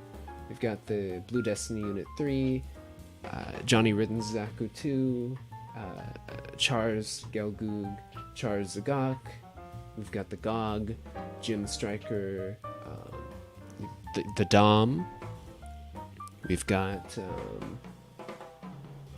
Zaku 2 F2, Canther, Hygog, Gelgoog Jaeger, Gundam NT1, Jim Sniper, Zaku 2 FZ, Jim Command, Jim Cold Districts type, normal Jim. We've got Power Jim, Gundam, RX 78, what is it, GPO1. We've got the full burn of that. Narrative Gundam, High New Gundam, high grade, not real grade, of course. Jagan, Stark Jagan, Jesta, Jagu, Jim Type C, Hyzak, Jim Quell, Yakushiki, Cubile, Double Zeta, the O. What else do I got? I've got a P Bandai kit I can't see the name of. Yeah, a couple of seed kits. I've got a couple of master grades as well, but you know, just that's all of the that's all the Universal Century kits I have to build. You can tell I'm a little bit obsessed. Alright, let's continue on with this. So the white pieces are very easy to just snip off the extra bits, and you know, you don't usually have to clean them up too much just because people can't really see the extra bits, or if you messed up on it. That's at least how I go, is that the way I build mine is I'll build them as good as I care to build them, right? So I'll put in maximum effort for minimum time, right? It's better to take your time to kind of make it perfect on the other colors, which will show marks more, stress marks or nub marks, than it is on a white, which will, you know, it might have a little bit of something on it, but you won't really see it from even close up. Alright.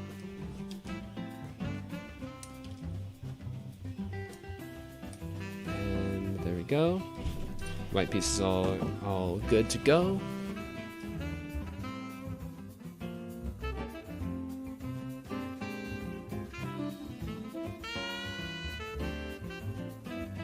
Excuse me about that. The if you hear background music, you know, or not music, excuse me, if you hear background noise, yeah.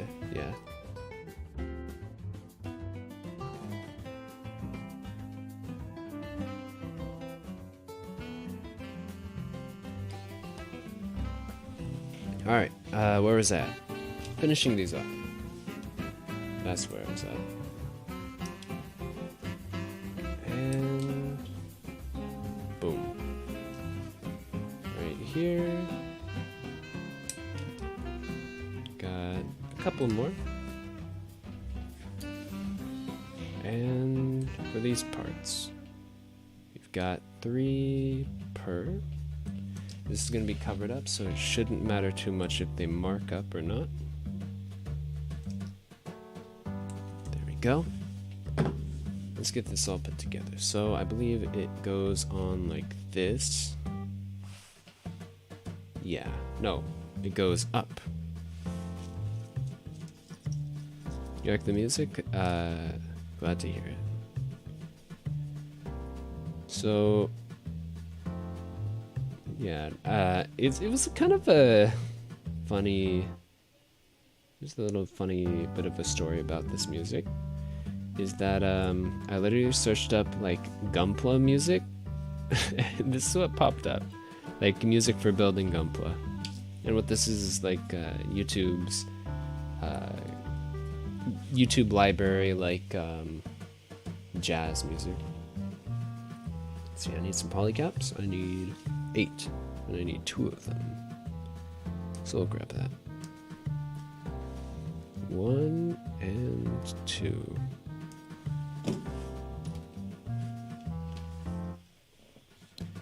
This will go inside of the red, I believe. Yep. Put that into place. This one into the red as well.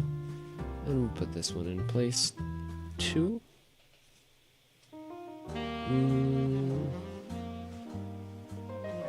Actually, it says to put the white on first, which is this, I believe. Huh. Did I forget a part? No, I just didn't put the parts together. That's my issue. These two go together, and then that makes the top of it. While I have it apart, though, I'm gonna do that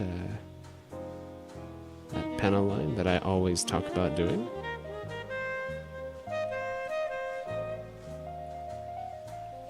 So it's just a couple.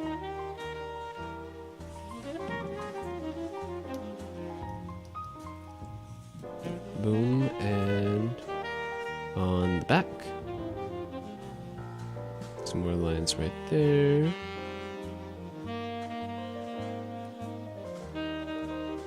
Boom and boom. One down the center, and a couple of boxes to outline. And eraser time.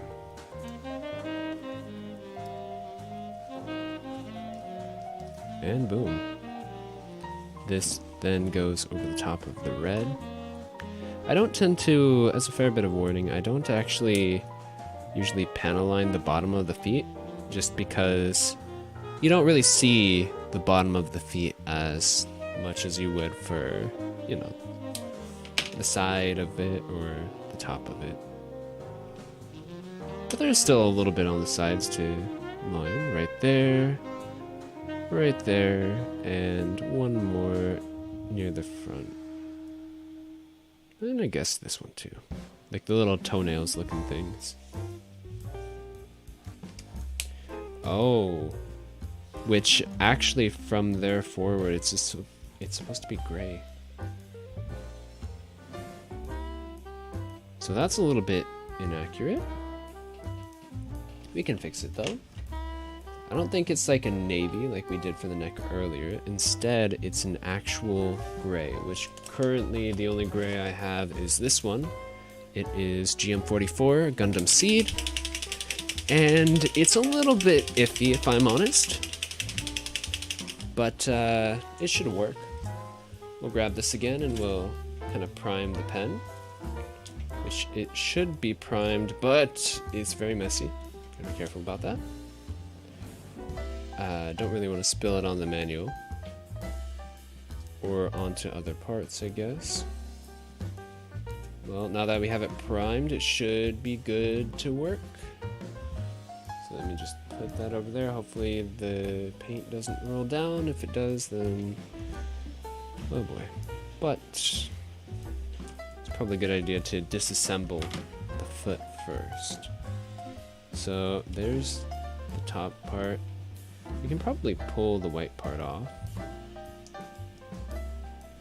using the top as kind of a lever, but that might not be a good idea. It could break some pegs, and you really don't want to do that.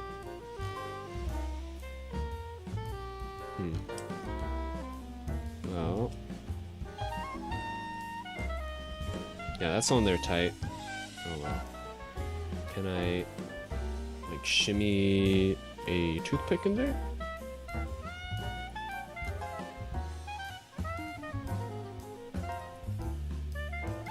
Maybe, but it is in there very tight. I need a piece separator. That's something I need to buy. But again, I don't really want to buy too much more stuff until I absolutely have to.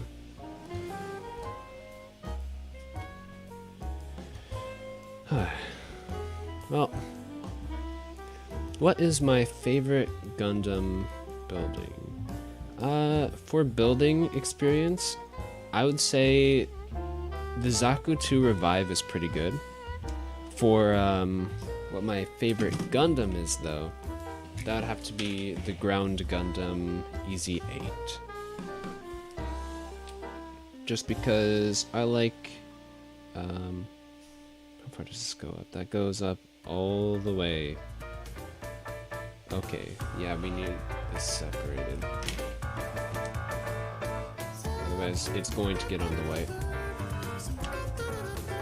I really don't want to use tweezers, but this is going to be a spot which nobody ever sees it, so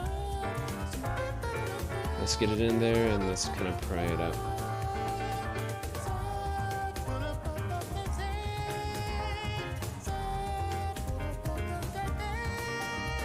So I like the EZ8 because I like 8th MS Team. Honestly, probably one of the better series out there for Gundam. Especially Universal Century, but I mean, EZ8 is pretty cool too. It's got red eyes instead of your standard green Gundam eyes.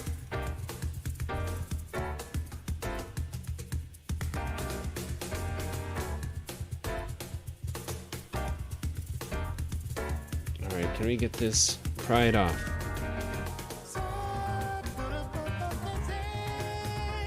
Possibly.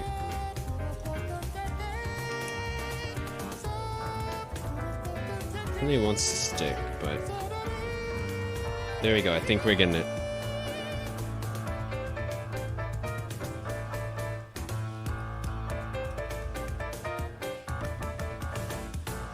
Alright, got it. Boom. So let's do it. So we take the grate and put it on there. It really likes to run around though, the gray, so we gotta be very careful with it. You can just color over the top. Already kind of got it out of the way, unfortunately, but not much I can do about that, except fix it after the fact.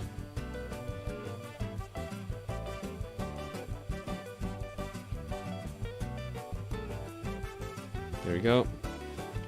Again, probably fix it after the fact.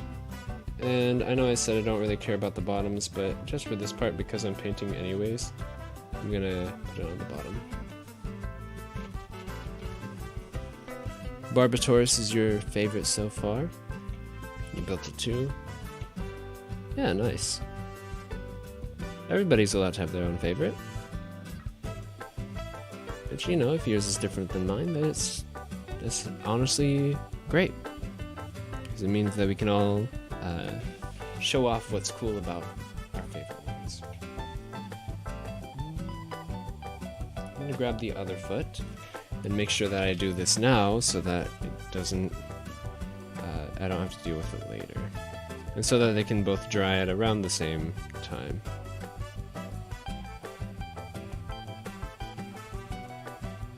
I'm surprised that the didn't include stickers for this though, because that is such a big part of it to just not have you know, the same as the show, or according to the manual.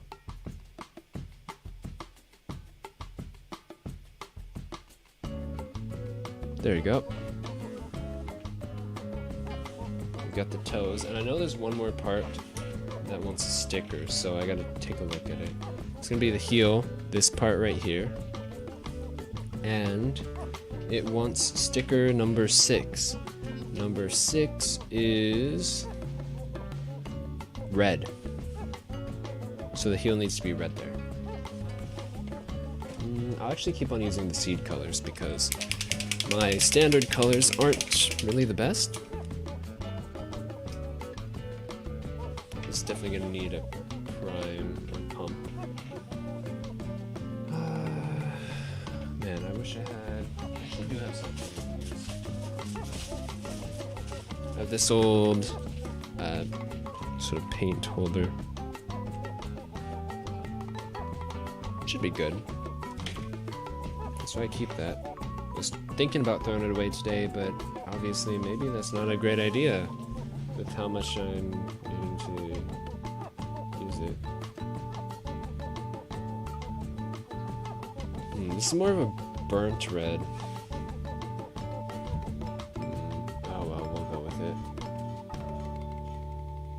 Now this is one where I actually have to be very careful about, because even when you do like scrape off extra red paint from the white, it kind of makes it pink.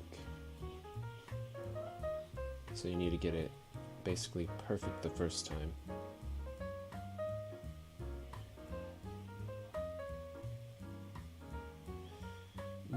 That's a little bit on a part that I don't want, but that's okay. Yeah, we'll just have to clean it up after the fact, I guess. Right. Again, it's not perfect, but it's okay. It's as good as I can get it.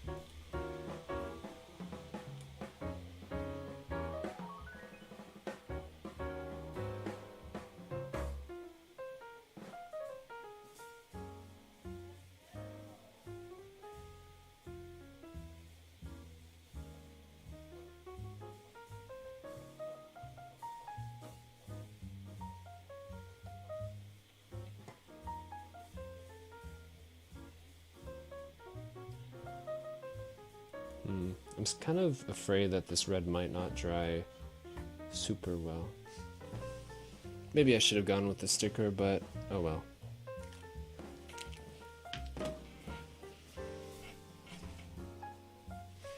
So now the gray should be dry enough.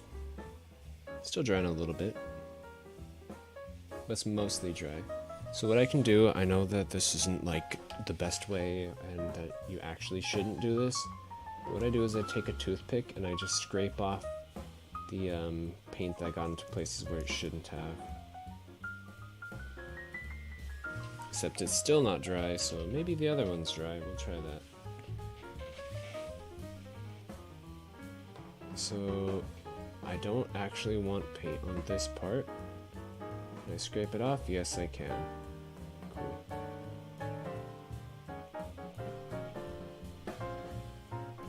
Good. And this part got a little bit of extra paint on it as well. So we'll work on that. Getting it all cleaned up. This one's just a little bit hard since it's in between two different painting spots. There we go. Moving back to the other foot. We can, hopefully it's dry enough that we can do the same thing.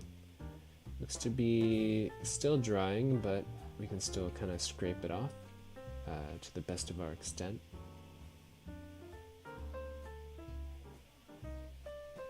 Rip to Barbatos, or to Barbatos. It's still fine. You know, some paint in somewhere that I don't want, but it's literally between the toes. It's not that big of a deal.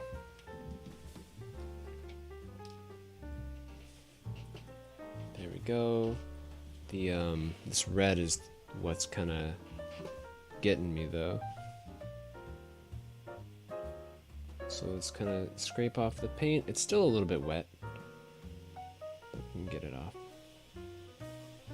In the anime, he died. Rip. Yeah, I haven't seen Iron-Blooded Orphans yet, so yeah. Whoops. All right. Yeah, this red needs to dry before I can do anything about it. Otherwise, I'm just gonna spread it around, and that's not what I want. Okay. Well,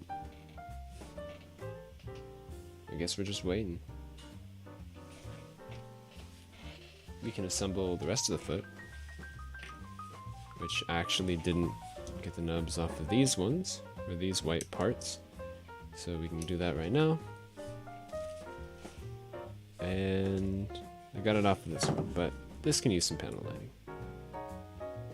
So this goes like that, and then flips over the top. No, it goes the other way, and then flips up. You gonna head out? Your phone needs to charge. You'll see us later. Yeah, I'll see you later. Glad that you stuck around for so long. And I'm glad that you're able to drop by. I hope you have a good day. Or a night, of course, or a morning.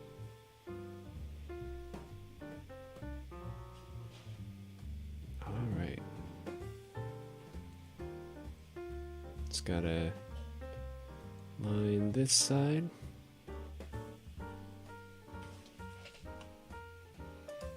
And we'll do a little bit extra right here. Boom, boom. And that's looking good. We'll just take the eraser to it.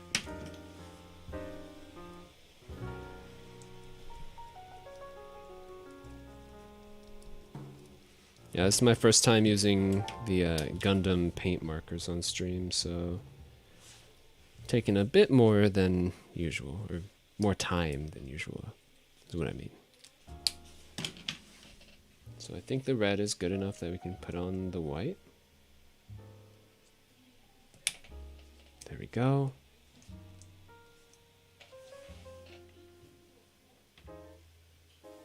You can do the other side as well. Put on the white. Boom. And throw in the rest of the foot as well. I guess this would be more of like ankle armor for the this top bit.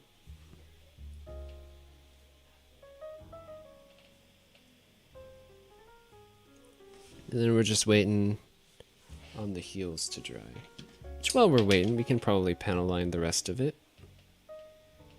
And get that all ready to go.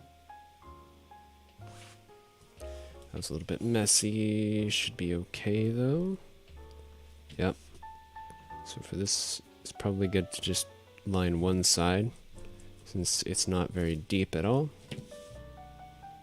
Over here, can line this. That's basically it before the red. So yeah, definitely a lot slower than usual, because that red does not want to dry very quickly.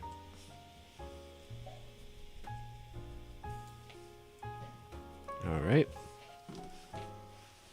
It's almost dry. It's very close. Can I can't scrape it off yet. Still drying. Man. Really does suck. Maybe I can scrape it off with the X-Acto knife? Not really.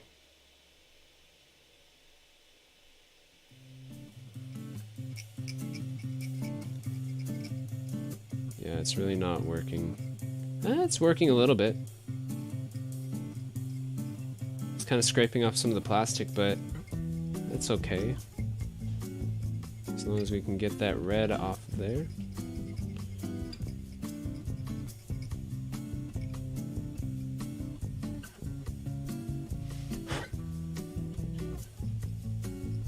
Yep. A little bit of red left over, but we got it mostly off.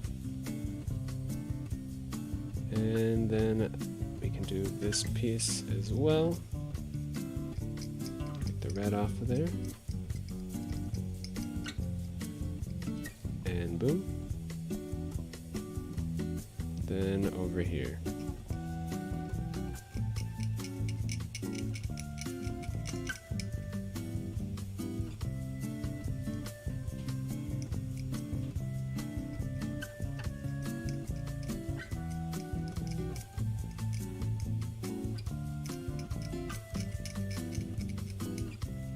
And boom. Here we go.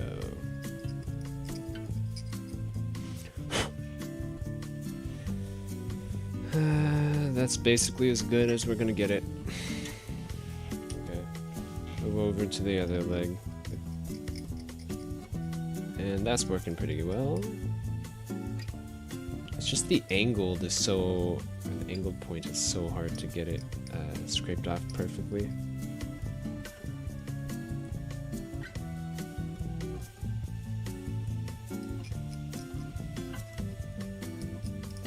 Yep. I mean, it is what it is. I'll get it as good as I can get it. And if I can't, then... if I can't get it better, then oh well. Either I'll fix it later, or it's just gonna be a memory. That's pretty good. You can honestly reassemble the foot now, or fully assemble it. Just gotta plug it in. Plug in the heel. And boom. There's the foot. There's one foot. Put that right there. And the other foot. Boom. Both feet are all done. So we'll take them and put them to the side for now. Because now we get to do the legs. That took a lot longer than I expected. Alright, so for the legs, we're obviously going to need A. Right leg, we need A8. That's a lot of A. 4, 8, 12, 15. 4.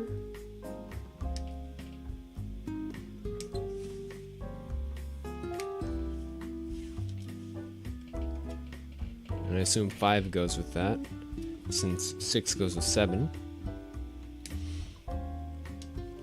5 for the other leg. Have the similar pieces. There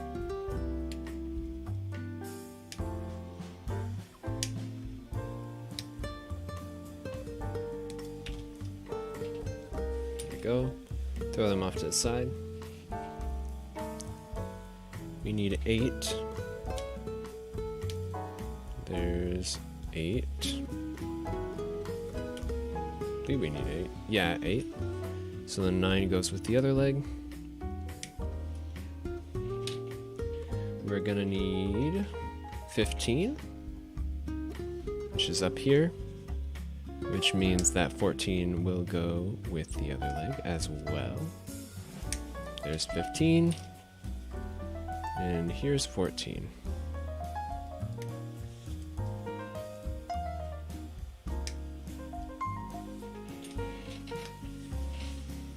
We need 12, which is up here, so 13 will go for the other one.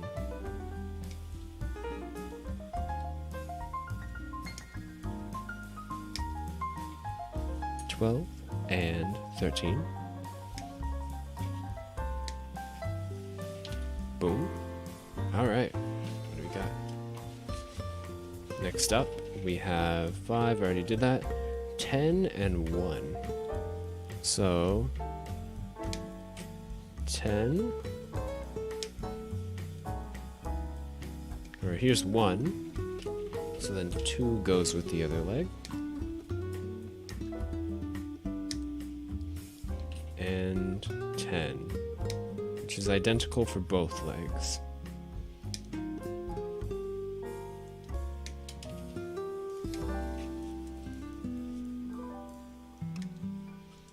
And boom.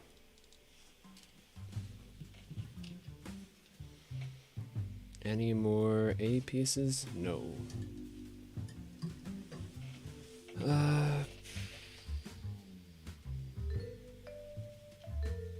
Yeah, that's good.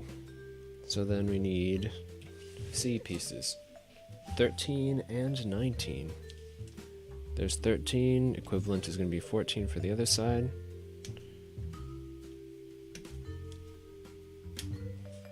So there's 13, 14 for the other side. We're going to need 17, 18, 19. 17, 18, 19. So 17 identical, 18 identical, and then 19 identical.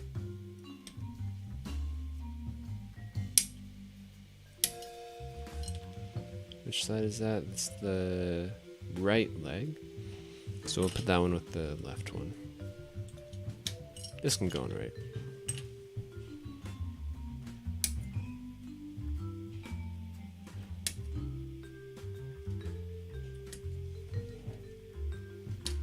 Same with this one. 18. And 19.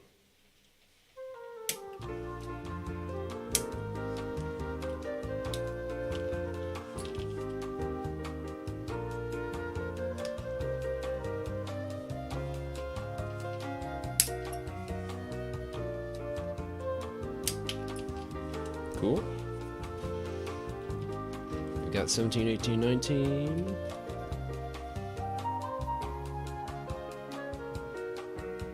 $13 and $14. Then we need B.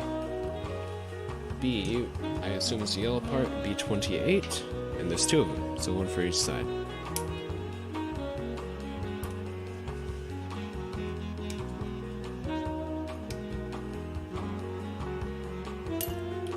Alright. And now we just gotta clean them up.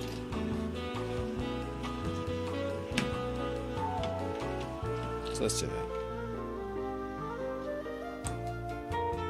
I'll start with the white pieces.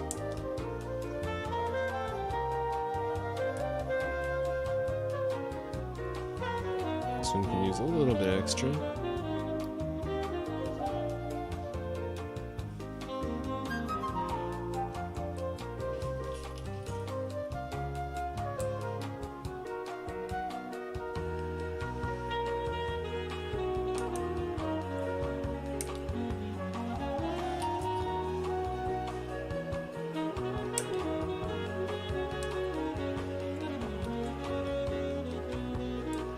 That a little bit better. Same with this one. And up here.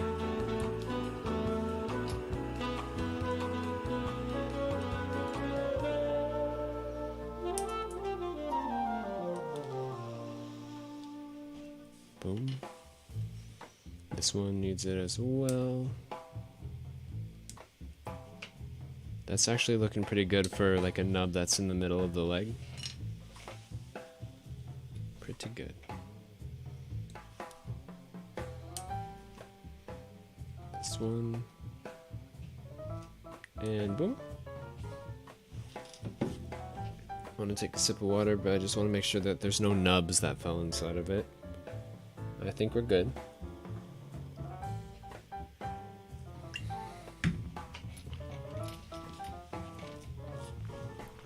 Alright. We can continue on with this.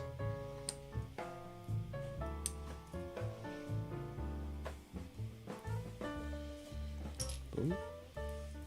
We'll do the yellow pieces. Don't need to clean up perfectly, just because I think that it's going to be mostly underneath white piece.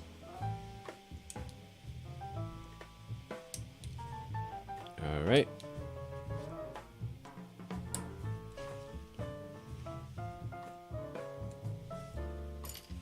There you go, and then the gray pieces, which will mostly be underneath other pieces, so again, we don't need to worry too much about whether we get it perfect or not. So that's a joint, that's a joint, this will be seen, possibly, this will possibly be seen, same with this, and this one. Alright. This one isn't too tough. And here's the complementary piece. Alright. There's this one. This and this one. Again, another piece, mostly going to be hidden, so not much point in getting that perfect, because it's just going to be covered. And I think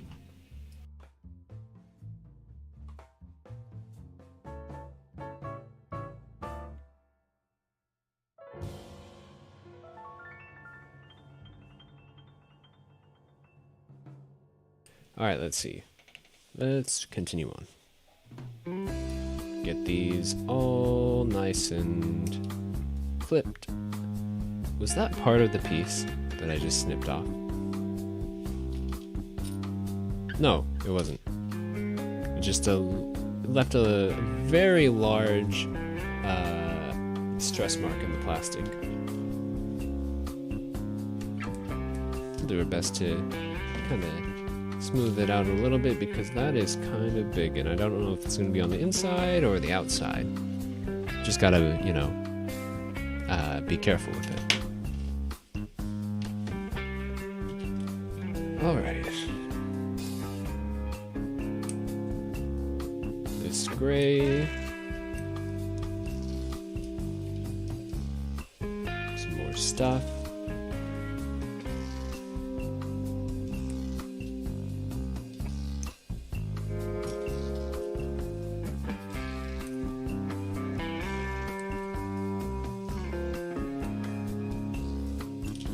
And we're almost ready to put together the legs. Again, it's just learning how one side goes together, and then the other side becomes very easy. Of course, panel lining and stuff still takes time for both legs, but you know, you don't have to follow the instructions if you memorize it and figure it out on your own. Because once you put together one side, it's just a matter of, you know, flipping it for the other.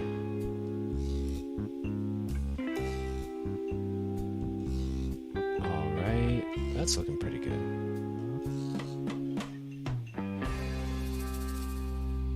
Little triangle you want to put a little bit on. Same with up here. And I'm just kind of like, you know, wiping it away with my thumb rather than pulling out the eraser, because I don't think it needs the eraser for these ones. I think the eraser would probably erase a little bit too much, to be completely honest with you. Just because these aren't really grooves, they're more of edges. Alright. Boom. Looking pretty good. Get the triangles in there as well. 1 and 2. Alright. Next white piece is nice and easy. It's just edges again, but this time they're very sharp, very large edges. And there's only 2 of them on that piece. So there's 1, and there's 2. Now for this piece, we got a little box. Got a little edge right there, and that's it. Okay. So same piece on this side, which I actually didn't clean up yet. It was hiding underneath another piece, being all sneaky. And boom. And of course, boom. Both of them are all good to go now. So I guess all we really have to do is panel line the yellow with some brown, and then we'll be good to start assembling it. Alright. Again, doesn't need to be perfect, just needs to look good. And this is where I'm going to start using the eraser, because it kind of like, it's going to get it in a good spot. 1, 2, and then the third is kind of like that. Use the eraser again, and it kind of erased it up here, so put that back down and we'll erase it. Now we've got the other yellow piece. We have 1, a 2, and the third. For the other side we have 1, 2, and the final 1. Go ahead and erase both sides of this. There we go. And I think we're all done with paneling. Just gotta fully assemble this. So for the leg, we have this piece and we have this piece. They go together. The pipes go on the same side. There we go. And we have this piece kind of in an upwards mode. At the same time, I'll work on the other side, which is basically just a mirror image for the most part. Then, not this one, but, or actually, yeah, this one. Goes in like that. Then hook into 12 for this one, so 12 is this. Wants to go in like so. So then for this one, we'll do the opposite side, like so. Boom. And then it should be a matter of putting on the top cover piece, and it is. You put on the top cover, same for the other side. Put them all together. And now We forgot the polycaps, which aren't too hard to take out, so they're not going to be too big of a deal. For the polycaps, we have 7 in the bottom. So 1, 2, 3, and 4 snips to get both of them out, 1 per each leg. We also have 6 in the top, 1 for each, so 1, 2, 3, and 4. A little bit slow on that 4th one, but that's not anything crazy. Alright, so the way that this works is we push in this polycap into that hole, and then we cover the hole with this. This goes into the top of the leg, like that. And we do the same for the other side. So we have this, push the polycap into the hole, and then we cover it and place it on top of the leg. Boom. Now we can put on the back and the front. So the way that this works is we put it like this, we slide the, how does this work? A little bit weird. Maybe I'm doing it upside down? So, I'm going on the wrong side. So this goes in there, and we can take the back, which will have the big wide open side to the bottom. And there we go. And they disguise that seam more as a panel line, so you can keep filling that in if you like. I'm gonna go ahead and fill it in, then kind of run an eraser in it so that it just keeps the edges. I really want both edges, but I don't really want them super connected. So, boom, there we go. You can do it for the other side as well. This piece goes on the front, and this piece goes on the back. So there we go, boom. And we can add the second line right now. Just like that. Alright. From there, we're going to put in the polycap to the ankle. And then it wants this, but it wants a sticker on here. What color is the sticker? It's a sort of green, like a shiny green. Does that white part come out? No, it's part of it. You know what I can do is I have this marker set, which does have a metallic green in it, and it's a fine tip. So maybe we'll have a little bit of an easier time this time around. Alright. So the thing about this is you want to prime it so that you can get the metallic sort of. There we go. So now you can probably just dab it and it should run into where it needs to go. Yeah. Surface tension, baby. Now that's science.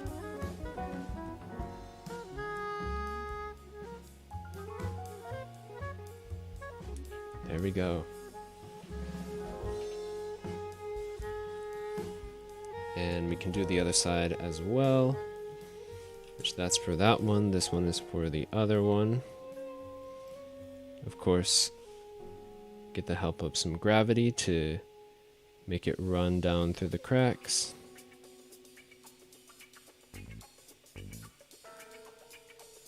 There we go, and another dab. Boom. All we gotta do is get rid of the little bit of extra afterwards.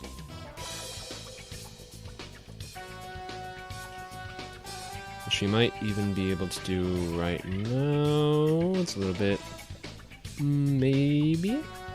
I'm not trying to get rid of all of the paint or smear it around. I'm just trying to get rid of the extra paint on the edges, which is a little bit hard to, considering that these grooves aren't super deep. But it also means we're getting rid of some of the extra paint that got stuck in there, so we're lightening up the green, which is perfect. Here we go, this one. And the second. Just got to do the same thing as well over here. And do we have it all good? Almost. There we go. So, yeah, we've got the green in there. It's a little bit bright, but we got the green without having to use the stickers. Of course, it's not as metallic, but you also don't have like a lot of white on the inside of the sticker. So that's all good. Let's see, let's get gray again, gray panel liner. And just kind of shove it through here. Boom. And boom. Alright. And erase some of the extra. I don't really want to use the part that I just used for the green, because then it might smear back onto it. Just gotta be careful, and I gotta erase lightly so it leaves a good amount of the gray still inside of the crack. Alright, so here we go for down here. And boom.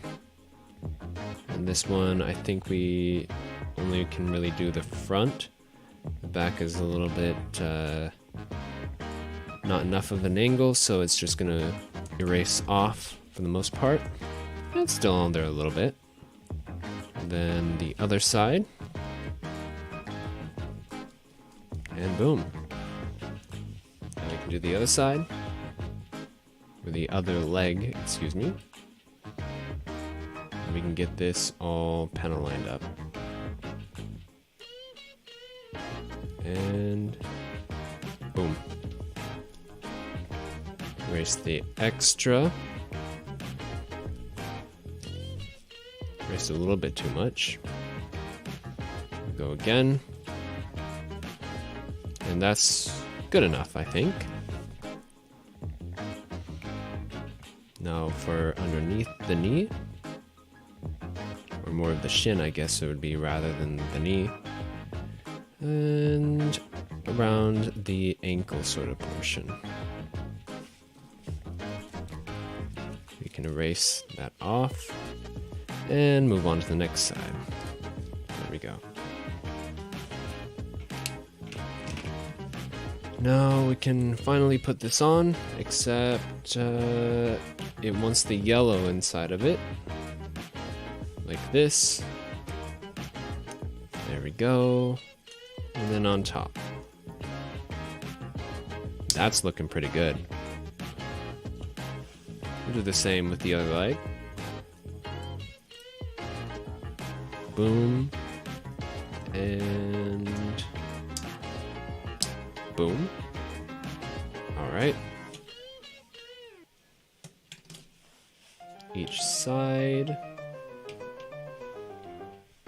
And then this, they want a sticker on. They want a sticker right here on both sides. What color is the sticker? They want sticker 4 and 5. Sticker 4 is here, 5 is there. So we're gonna go back to the original sort of blue that we used earlier. This should dry faster. This should be all around a much better experience as well.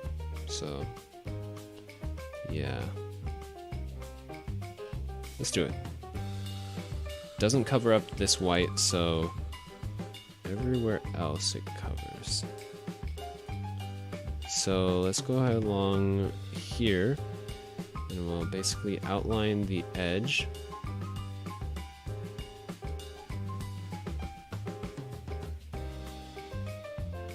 And how does it look in the manual? The back of the leg, this is the front. So it goes around the front, but it doesn't go inside of the crevice. That's a little bit tough, but we can get that.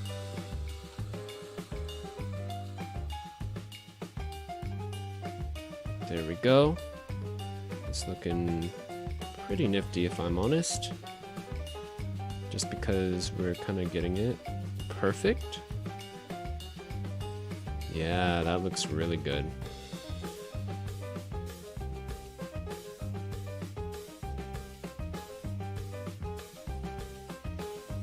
Is the inside supposed to be painted? Yeah, but we don't have that much, I don't have that much patience. It's looking good anyways, so no point in trying to get it perfect when it's already good enough. I do though need a little dab of paint right here, which is not coming out because gravity. Paint goes downwards. Who would have thought? Alright. Get along that edge. A little bit got inside, no big deal. And this edge as well.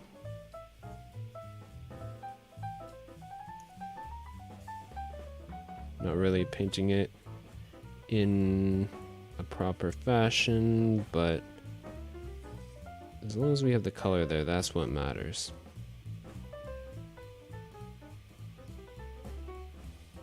There we go. And a little bit more right there. That's one side. Probably want to put it like this so that the paint isn't touching the mat. And we'll do the other side. So there's a long, wide sweep. Over here, another long, wide sweep, and then we can go through the center. For this side, we want to kind of push it up against the edge. For here, we want to... Oh gosh, we got it inside. But we want it to run along the outer crack, not on the inside. Up there, boom. And boom. So the only part we kind of messed up on is over here.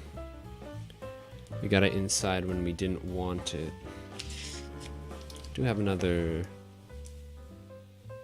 toothpick I can use though to kind of scrape it out, because even though it's still wet, I think it's still wet at least. It's not one of those colors that's hard to scrape. When it comes to Gundam markers, the blues tend to dry a lot quicker than the others. Or the other colors, I should specify.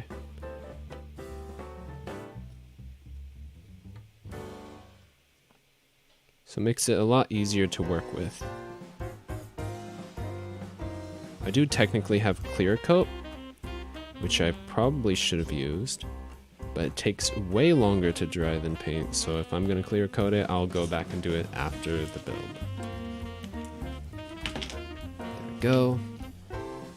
Grab the toothpick and scrape out that channel. There we go. And we can let this one dry. The other one is very close to being dry, and it looks pretty good. It's not fully dry, but it's very good. At least the paint turned out very good. And I think I could probably get this on there. Yep, I can. It's not really touching another part where it's gonna stain it anyways, where it matters. That is a big leg bend. Alright. We have this. This goes into the foot.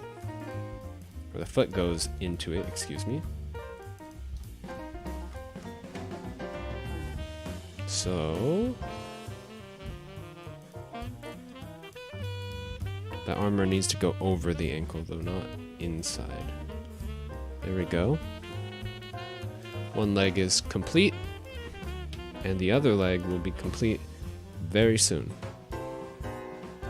Except I forgot a part. Whoopsies. I forgot to put the polycap between the white and the gray. That's the current issue. So as long as I can just pop off the white, it's gonna be okay. There we go. It's popped off. Throw in the polycap. And then we can throw everything back together. But with the polycap this time. There we go. I can throw on the back of the leg, it's okay. It's not fully dry yet, but it's dry enough that it should be okay. And we'll just pop on the foot. So there we go, there we have it. That's looking pretty nifty if I do say so myself. You have both legs. Here, let me zoom out a little bit. So we have both legs. We have both arms. We have the chest and the head. So now all we need is the waist. Hey Mello. How you doing?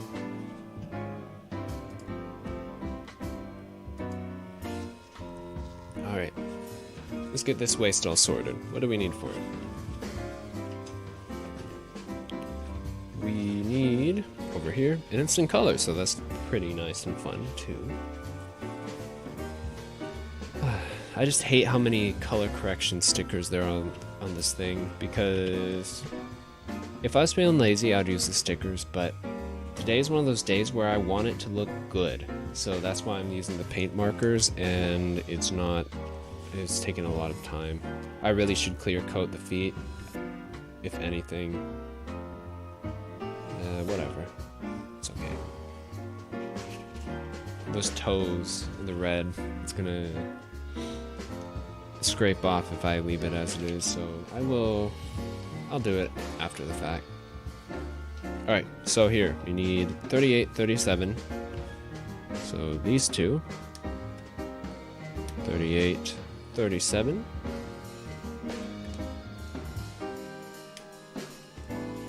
One part.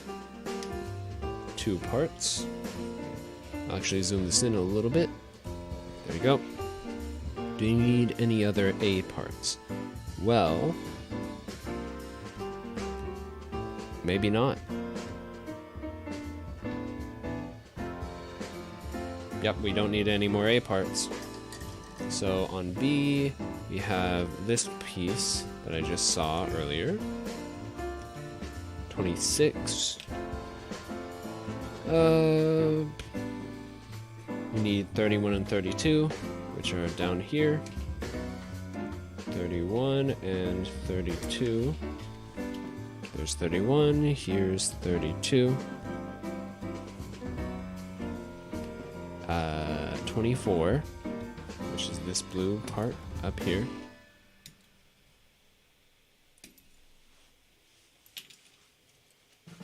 And any other B parts. We need B27, two of them, over here. It seems you missed a lot. Well, I mean, welcome back, Reggie.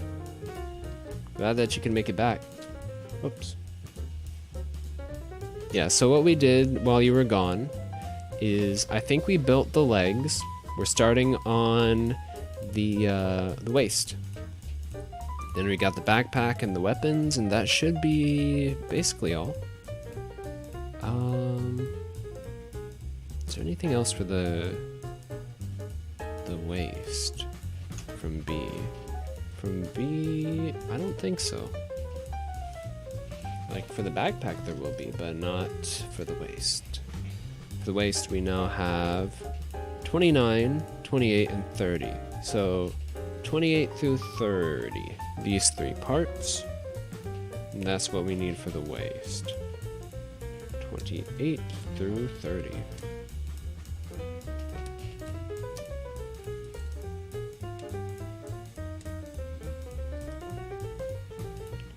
Here is 30. Here's 29. Whoops. That was a loud snap. And 28. As for the sides, we're going to need 31 and 36. So here's the 36 and here's 31. Along with the B parts we snipped out earlier. 36, 31 and 36. And then the other 2 are going to go for the other side.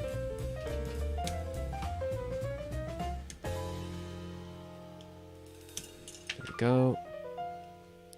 And one more snip. Boom. And those are the waists. So this is simple enough that I can probably figure it out. I gotta make sure I remember the polycaps though. Polycap 5, I'm gonna need 2 of those. And then I'm gonna have to probably do some more painting. So let's get these all snipped out. Polycap 5 for one side and polycap 5 for the other side. What part takes the stickers? It's this part, so these ones take the stickers. So I want to work on these first, probably. So that way I can paint them over, and they should be dry by the time we're going to need them. So there's 1. Here's 2.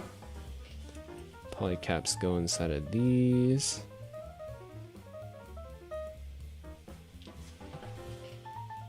Boom. Over here we've got 1, we've got 2 and 3. 1, which that one didn't really come off super well, so I'm going to try again if I can. 1, there we go, that's close enough. 2 and 3. Over here we have the exact same thing for the other side. And I did the exact same thing on the other side, interestingly enough.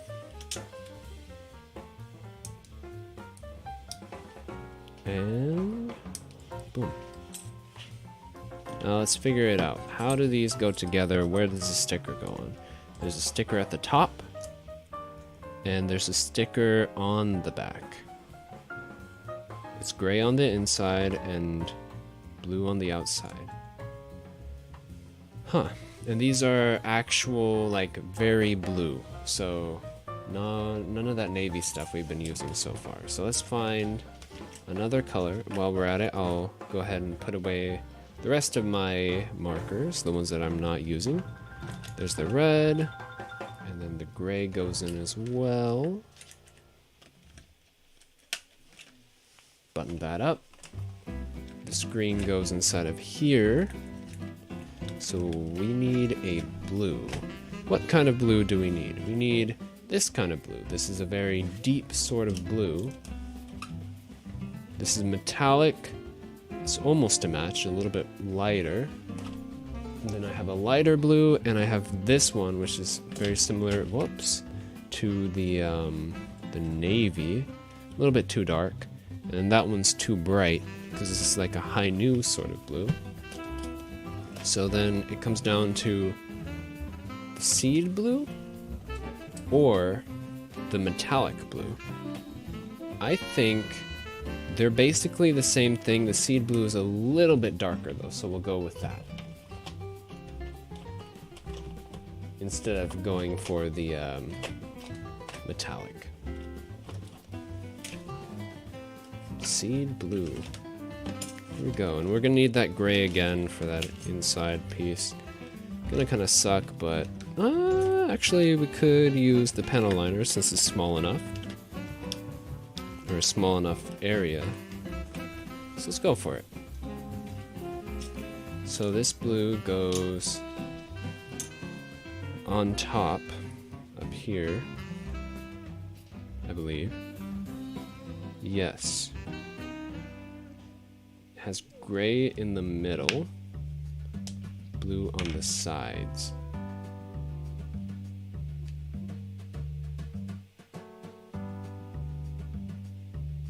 So it's like this.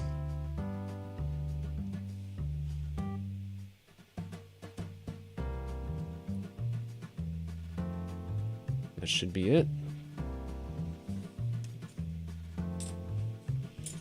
Gray on the middle, blue on the sides. So there's the side.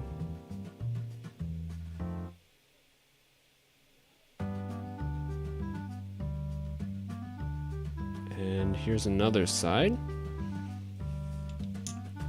We can do that for this as well.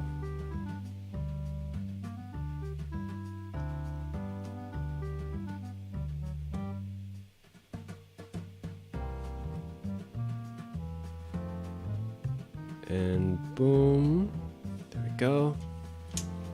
Another one over here.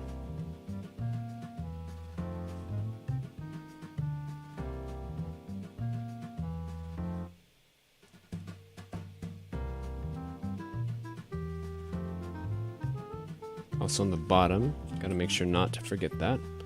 On the lower part of that piece. Actually, no, we don't need it on the lower part of the piece because that gets sandwiched together. Got it. Oh, that almost got onto the instructions. So, for the lower one, kind of do the same thing. It covers both of these two. So, the thing is, it might be a little bit tough not to get it inside of the crack. If we do, it's not a huge deal, but I'm trying my best, which I think I've already failed, but that's okay. So let's get the edge. There we go.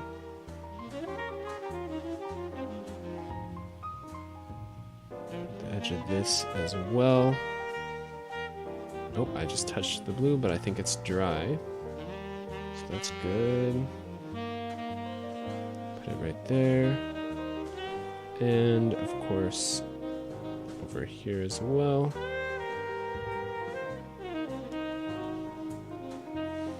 There we go. Do the other side, which is the same sort of thing.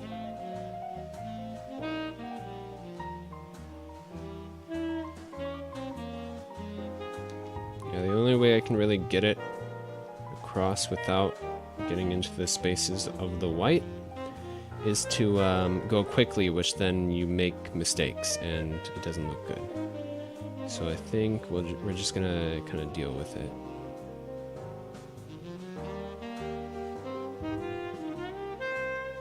There we go. The other side.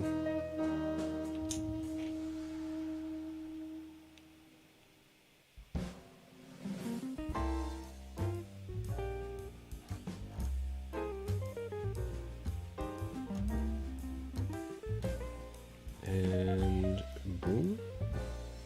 That's about done. Let's do the inside of this. And this one.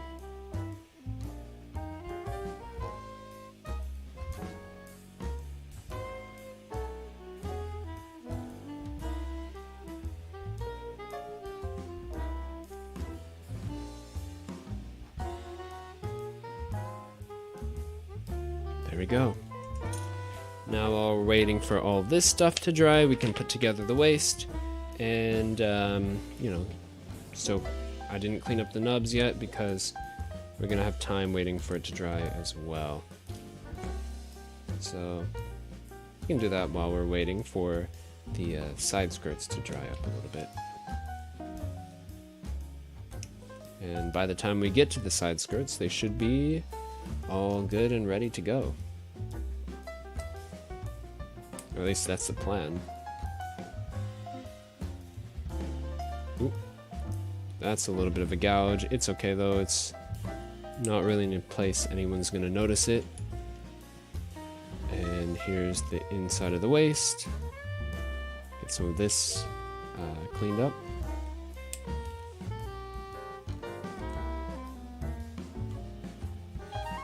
Alright. Snip this off.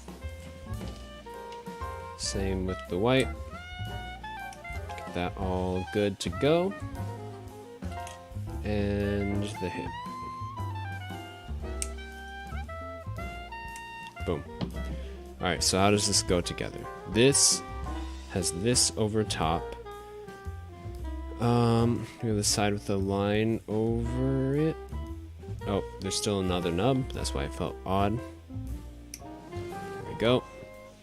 So with the line over it. And then we have this, the back piece. That pops into place. Of course, gotta remember to do your panel lines.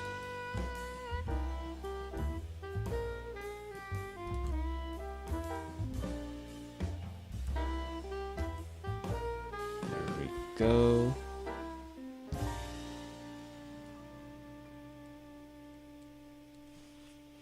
And erase.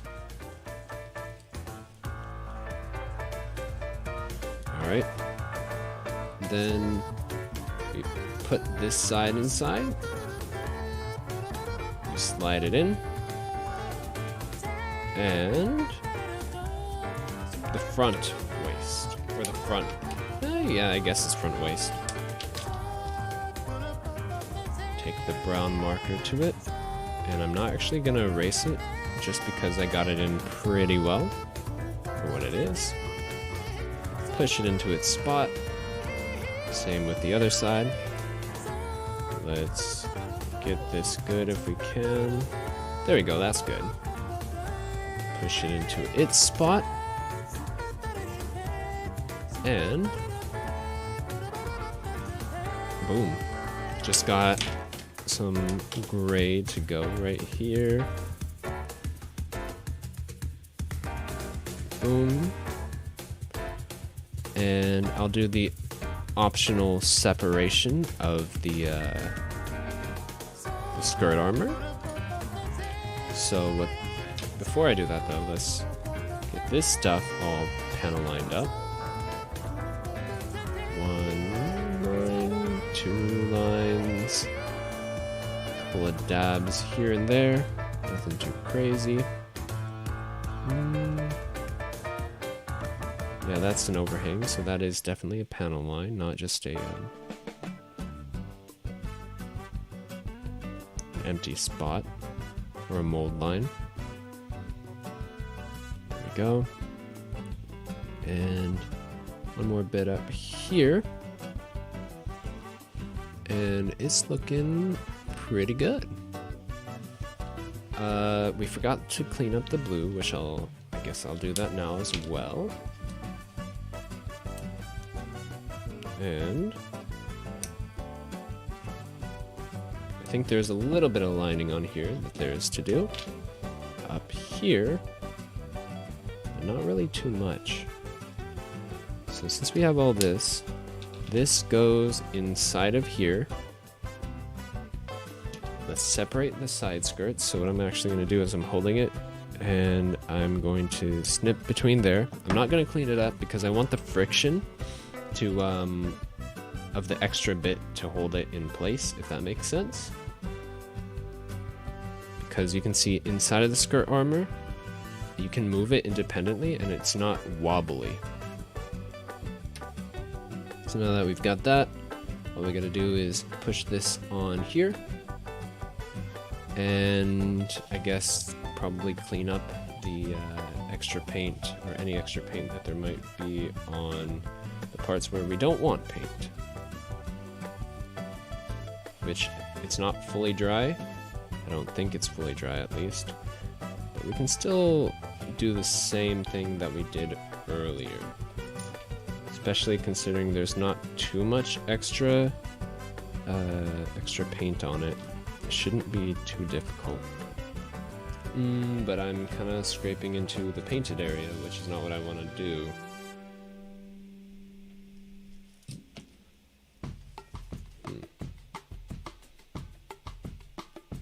I'll just do my best to be very careful with scraping it.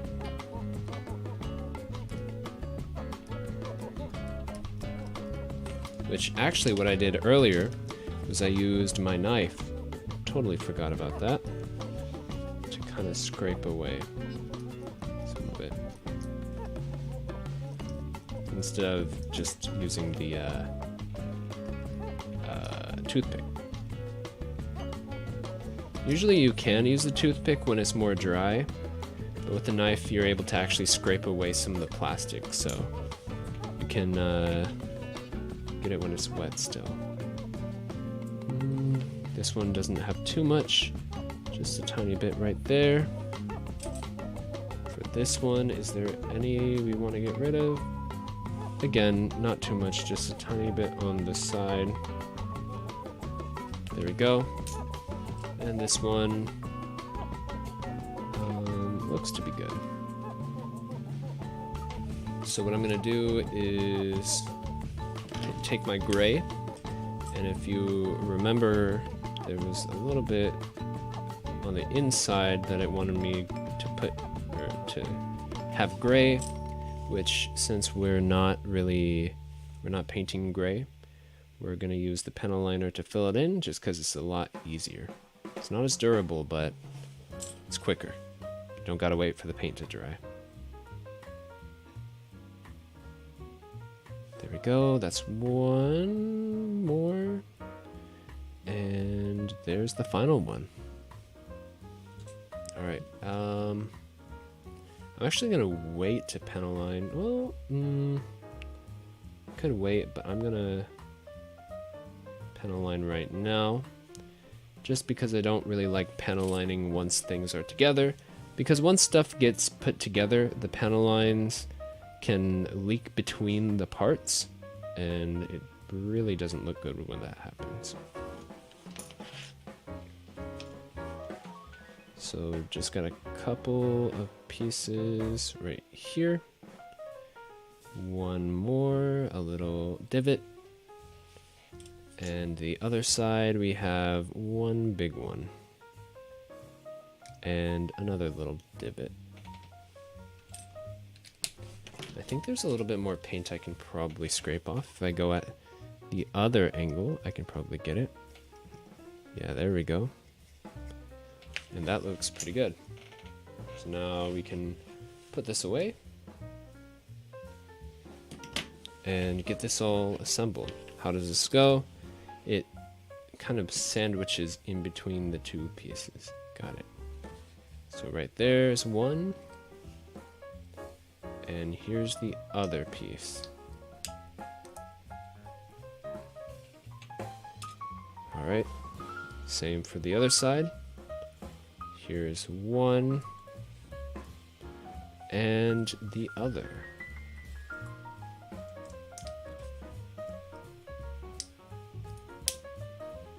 Nice. For the hip, how do they go? They go towards the back, so like this. And same for the other side. Again, I gotta be careful because I think the paint might still be a little tiny bit wet. It's not fully snapped together. There we go. Same for the other side. And that's good. Alright. I guess we can put it together, but I want to get the backpack together first before we fully, finish it up. So for the backpack, We need B parts. B8, which is this right here. We need B22, 2 of them.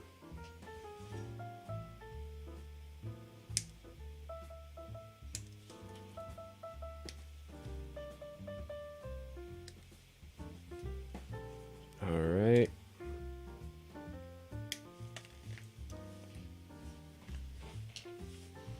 And we need 11, 12, 10, 9, 11, 12. Or 9, 10, 11, 12. There we go. So 9 and 10.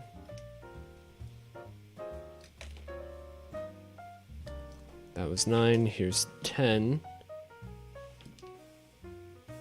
So keep them like that. And 11 and 12.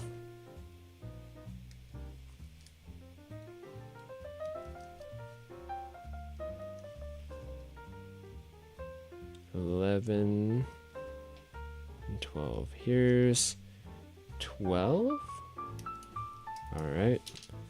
Here's 11. And we need C pieces now. So for the C's, we've got only a couple pieces left. It's going to be very easy. So this is for the backpack, for the base. We're going to need 27 for a covering piece, a piece that goes on top of another, and these two. And then the runner is actually completely empty, so we honestly don't need it after this point. So there's 23, and here's 22. So the runner is empty. And let's get working on this. Snipping along the mold line. There we go, that's 1. And here's 2. Over here, 3 to snip off. This piece that looks like a connector, but it probably isn't. This is along the mold line. These are weapon holders. We'll do it along the mold line as well. Except that didn't really turn out super nice. So we're gonna have to go in and probably fix it afterwards. So with that, I'm going to try and be careful while snipping on that one. Didn't have the best results, but was better than the first try. Alright, got it mostly gone. The little sort of attachment pieces need to be trimmed. At least one of them does, because the second one, I was a little bit careful cutting it off the runner because it had very thin connections. So it wasn't too big of a deal to cut them off straight from the runner.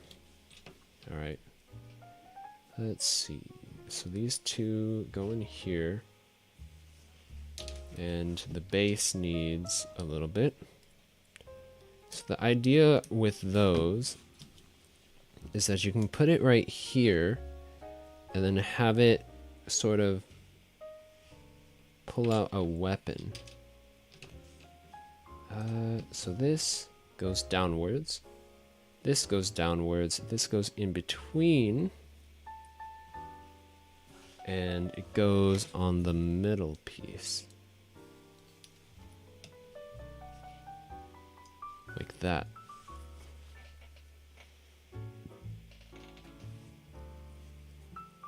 Cool. Alright. Take the gray and let's line in between this since it looks like a vent. Or at least do our best to line in between it.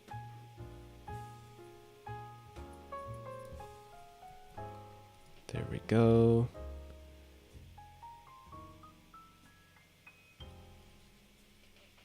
That seems all right.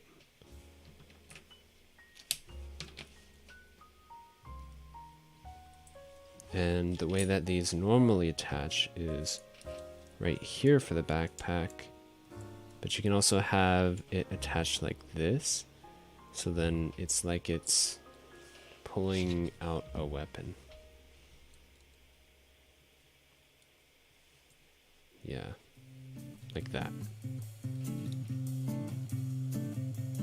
But these parts need stickers again, so I guess it's time for paint. I'll just attach these for now while we're waiting. And then hey, we can put together the weapon while it's drying. Yeah, paint time. So, actually, I put it away earlier, but it looks like we're gonna need the navy blue one more time. Here we go. We got the navy, and it's gonna go on this, like, bump out, if that makes sense. So, we're gonna kind of cut it off first. There we go. It's also on this side, which is at an inward slope angle. Gotta be careful. I already got it on the other part. Oh well. Do it for over there, and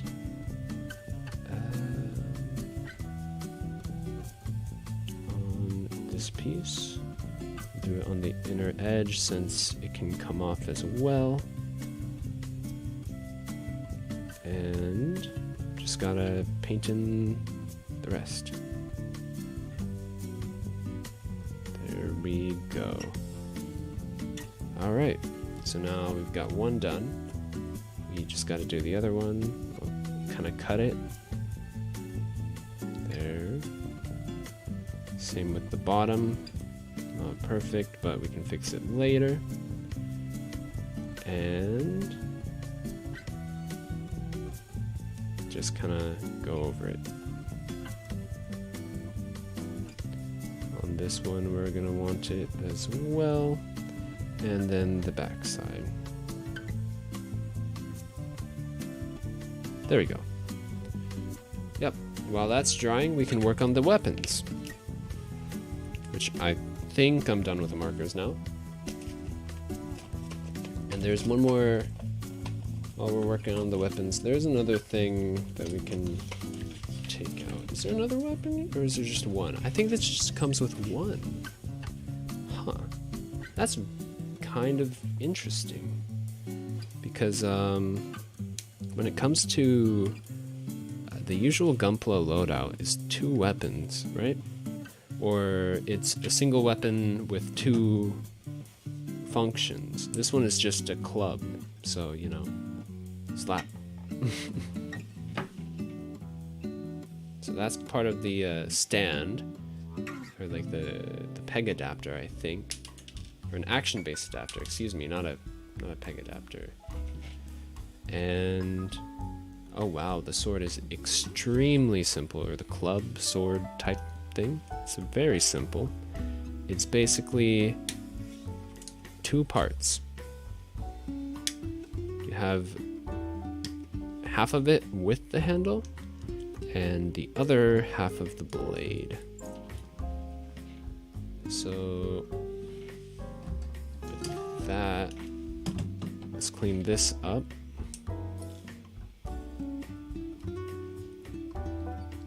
Alright, that's all good. This one needs a little bit of cleaning up. There we go. Just kind of misshaped the plastic, so I'm gonna try and fix it with my X-Acto knife.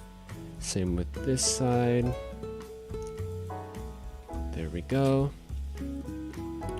And does the manual show this painted at all? No, it's just gray. Yeah, I'm honestly surprised this doesn't come with the sword. I think that comes with the normal, or not the sword, but like the small sword. Because I think that one comes with the normal Barbatos.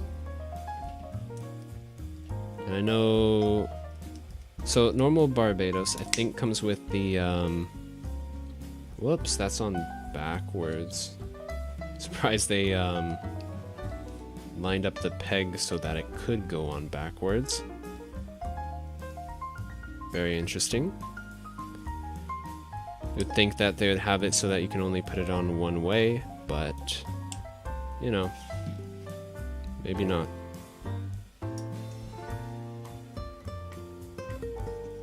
Just, you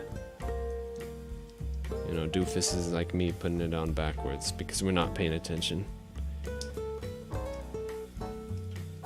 Alright, come on. This is almost popped out of place. It just needs a little bit more.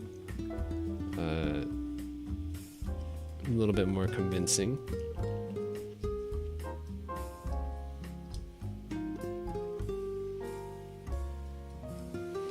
Maybe if I can get a toothpick all the way through. There we go. So now this needs to go on the other way. Perfect. Yeah, and all this can use is just a little bit of panel lining and it's gonna be basically done. So, yeah. Very satisfying build to say the least. Will I build another IBO kit? I mean, I have a couple more, so eventually. Am I super into IBO yet? Not exactly. I haven't started the series, but I do plan on it, so... You know, maybe I'll eventually want to collect some of the kits from this. They are definitely cool. It's just for me, I like the UC Universal Century stuff because for each series you only really have one Gundam versus any of the alternate universes where, you know, there's multiple Gundam.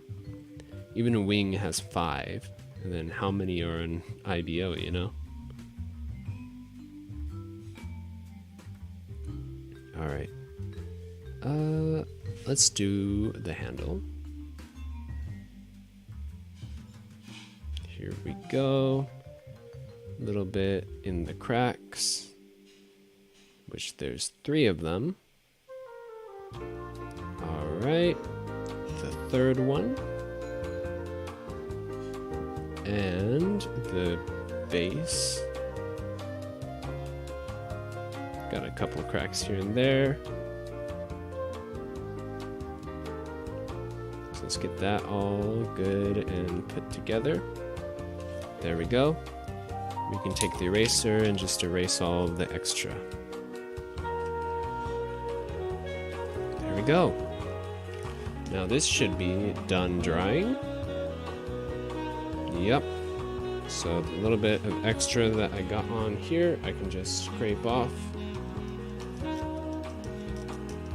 That's just smudging it around. It's not fully dry, but it's dry enough that you can handle it. So I'll just scrape it off with the X-Acto knife. And there we go. Let's get this thing all put together. So the whole idea about these sort of arm things is that it's like it's pulling out the weapon for the Gundam to grab. I think I like one of them, or I would like to have one of them. So from the Barbatos, it includes some of the extra weapons. So it's got the standard like Barbie mace. What is this? Not a mace, but I guess it would be a mace hammer type thing, and it comes with a sword, which I don't have immediate access to it right now, but I can grab it later and try it out. But oh, there is one more panel line that I did miss out on right here. I can actually panel line a little bit on there. I missed it because I was so focused on painting. that I didn't get it on there. So then, along with that, there's these little holders for the weapons, which it should be able to also hold this. Yeah, it can. There. So if you have any other IBO weapons, they should fit. And if not, they should come with their own holders. Alright, let's get this on there. Perfect.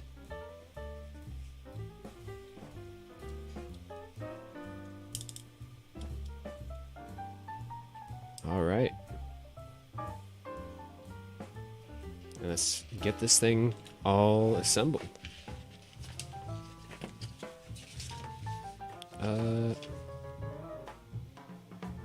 Yeah, let's do it. We're gonna make it look aesthetic. Just wanna clean up all the tools just because we're not gonna be using them anymore.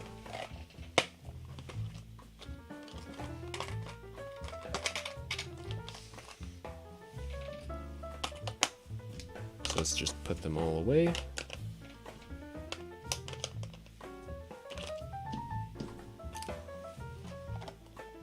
And I guess we can probably sweep up all these extra bits as well. So I'll grab my Anime Jungle card again, and we'll just sweep it up. Again, I'm not sponsored by them, I just like shopping there. If they wanted to sponsor me, then I'd definitely take it. They are definitely one of my favorite places to shop. I haven't been there in person. I think a couple of my friends have, but yeah, good selection, good price.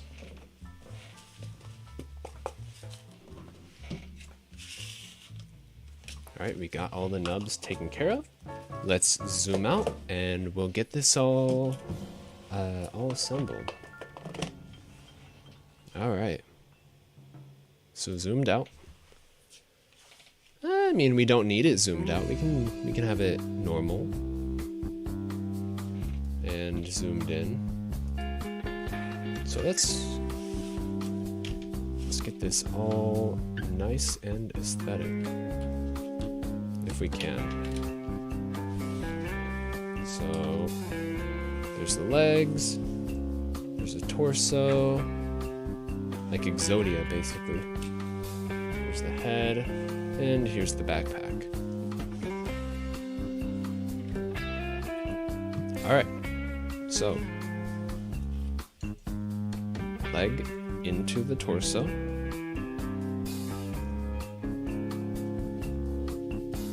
Second leg into the torso.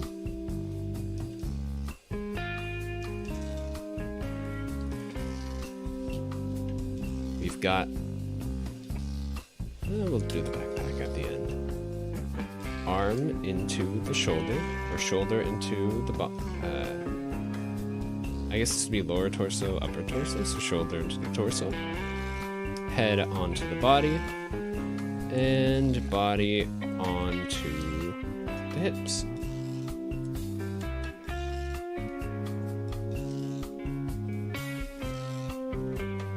And let's get this standing. Neat. There we go. And then last thing is backpack on the body, except the body doesn't really like to be attached. One of those IBO kit problems, I guess. Very loose hip. Nope, it just wasn't in all the way. Let's get these arms at a more natural position, which that upper bit is kind of loose. Already, I just put it together and it's already very loose up there, very wobbly.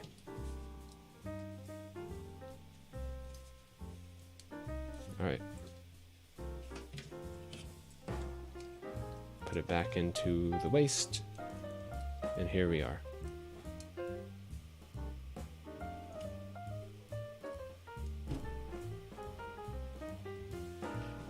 Boom.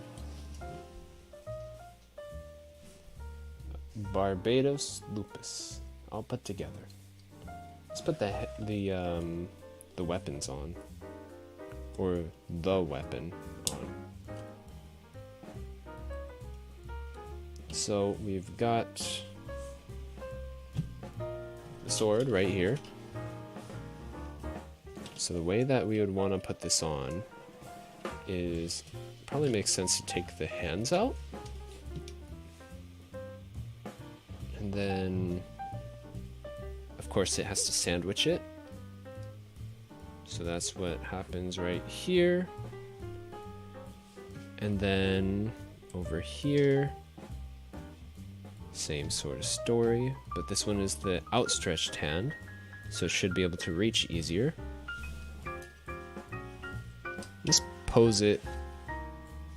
We could pose it like the box, or we can pose it holding both hands. I kind of want to do a both hands sort of pose. So we'll kind of lift this up.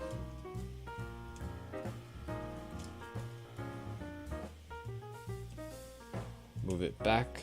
Oh. Really doesn't want to work with me here, you know? Very long forearms, that might be part of the issue.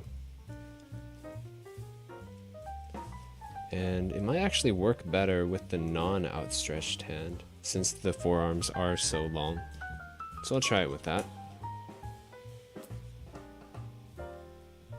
Whoops. There we go. Looks so good.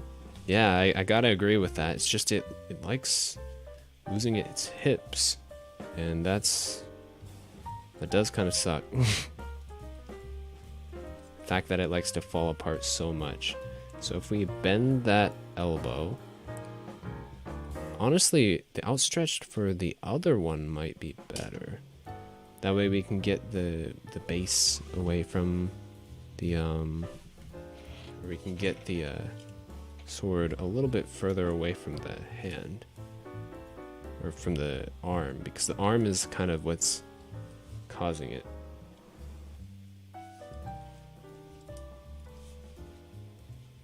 There we go. Get this back inside of the waist. A little bit difficult. Should be possible though. And let's go for like a lunging sort of pose. So lift that up.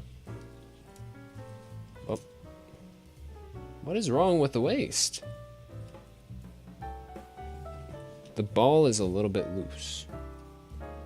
That is kind of an issue.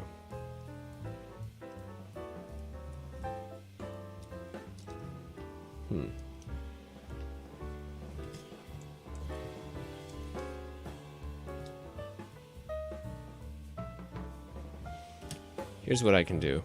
I have a little bit of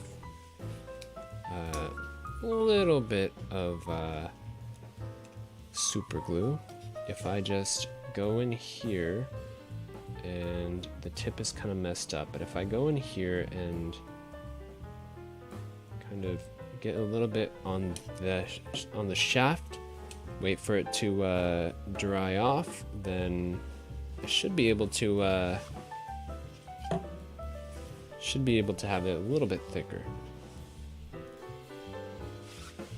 So I'll grab a toothpick, kind of make sure it's not getting anywhere that it shouldn't.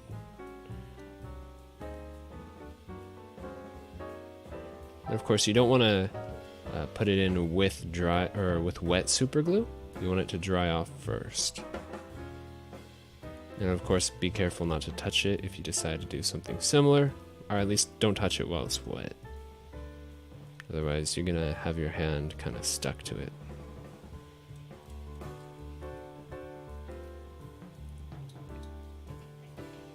What can I use?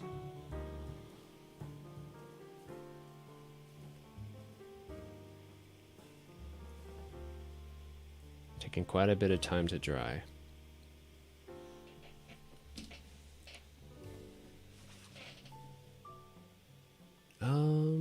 Let's see.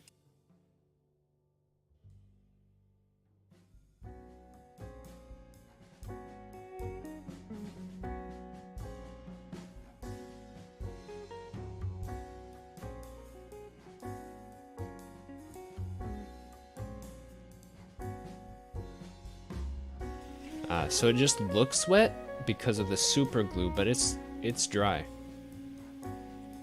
Because I can do that and it doesn't stick. All right.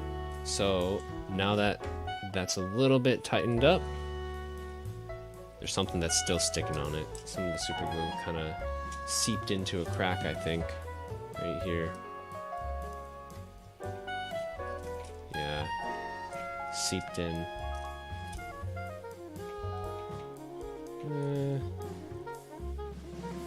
It's not wet, it's fine. So now it's tightened up, or a bit thicker. You can put it back in and it should stay in place. So let's do that lunging pose. Which I will try my best to show the camera as well.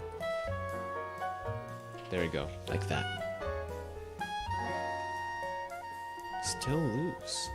It's the upper. Yeah, it's very wobbly on the top. That's the whole thing. But yeah, maybe if I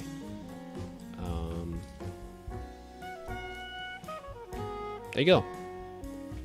Barbatos Lupus. You know, if I wanted to, I could throw on Barbatos mace right there.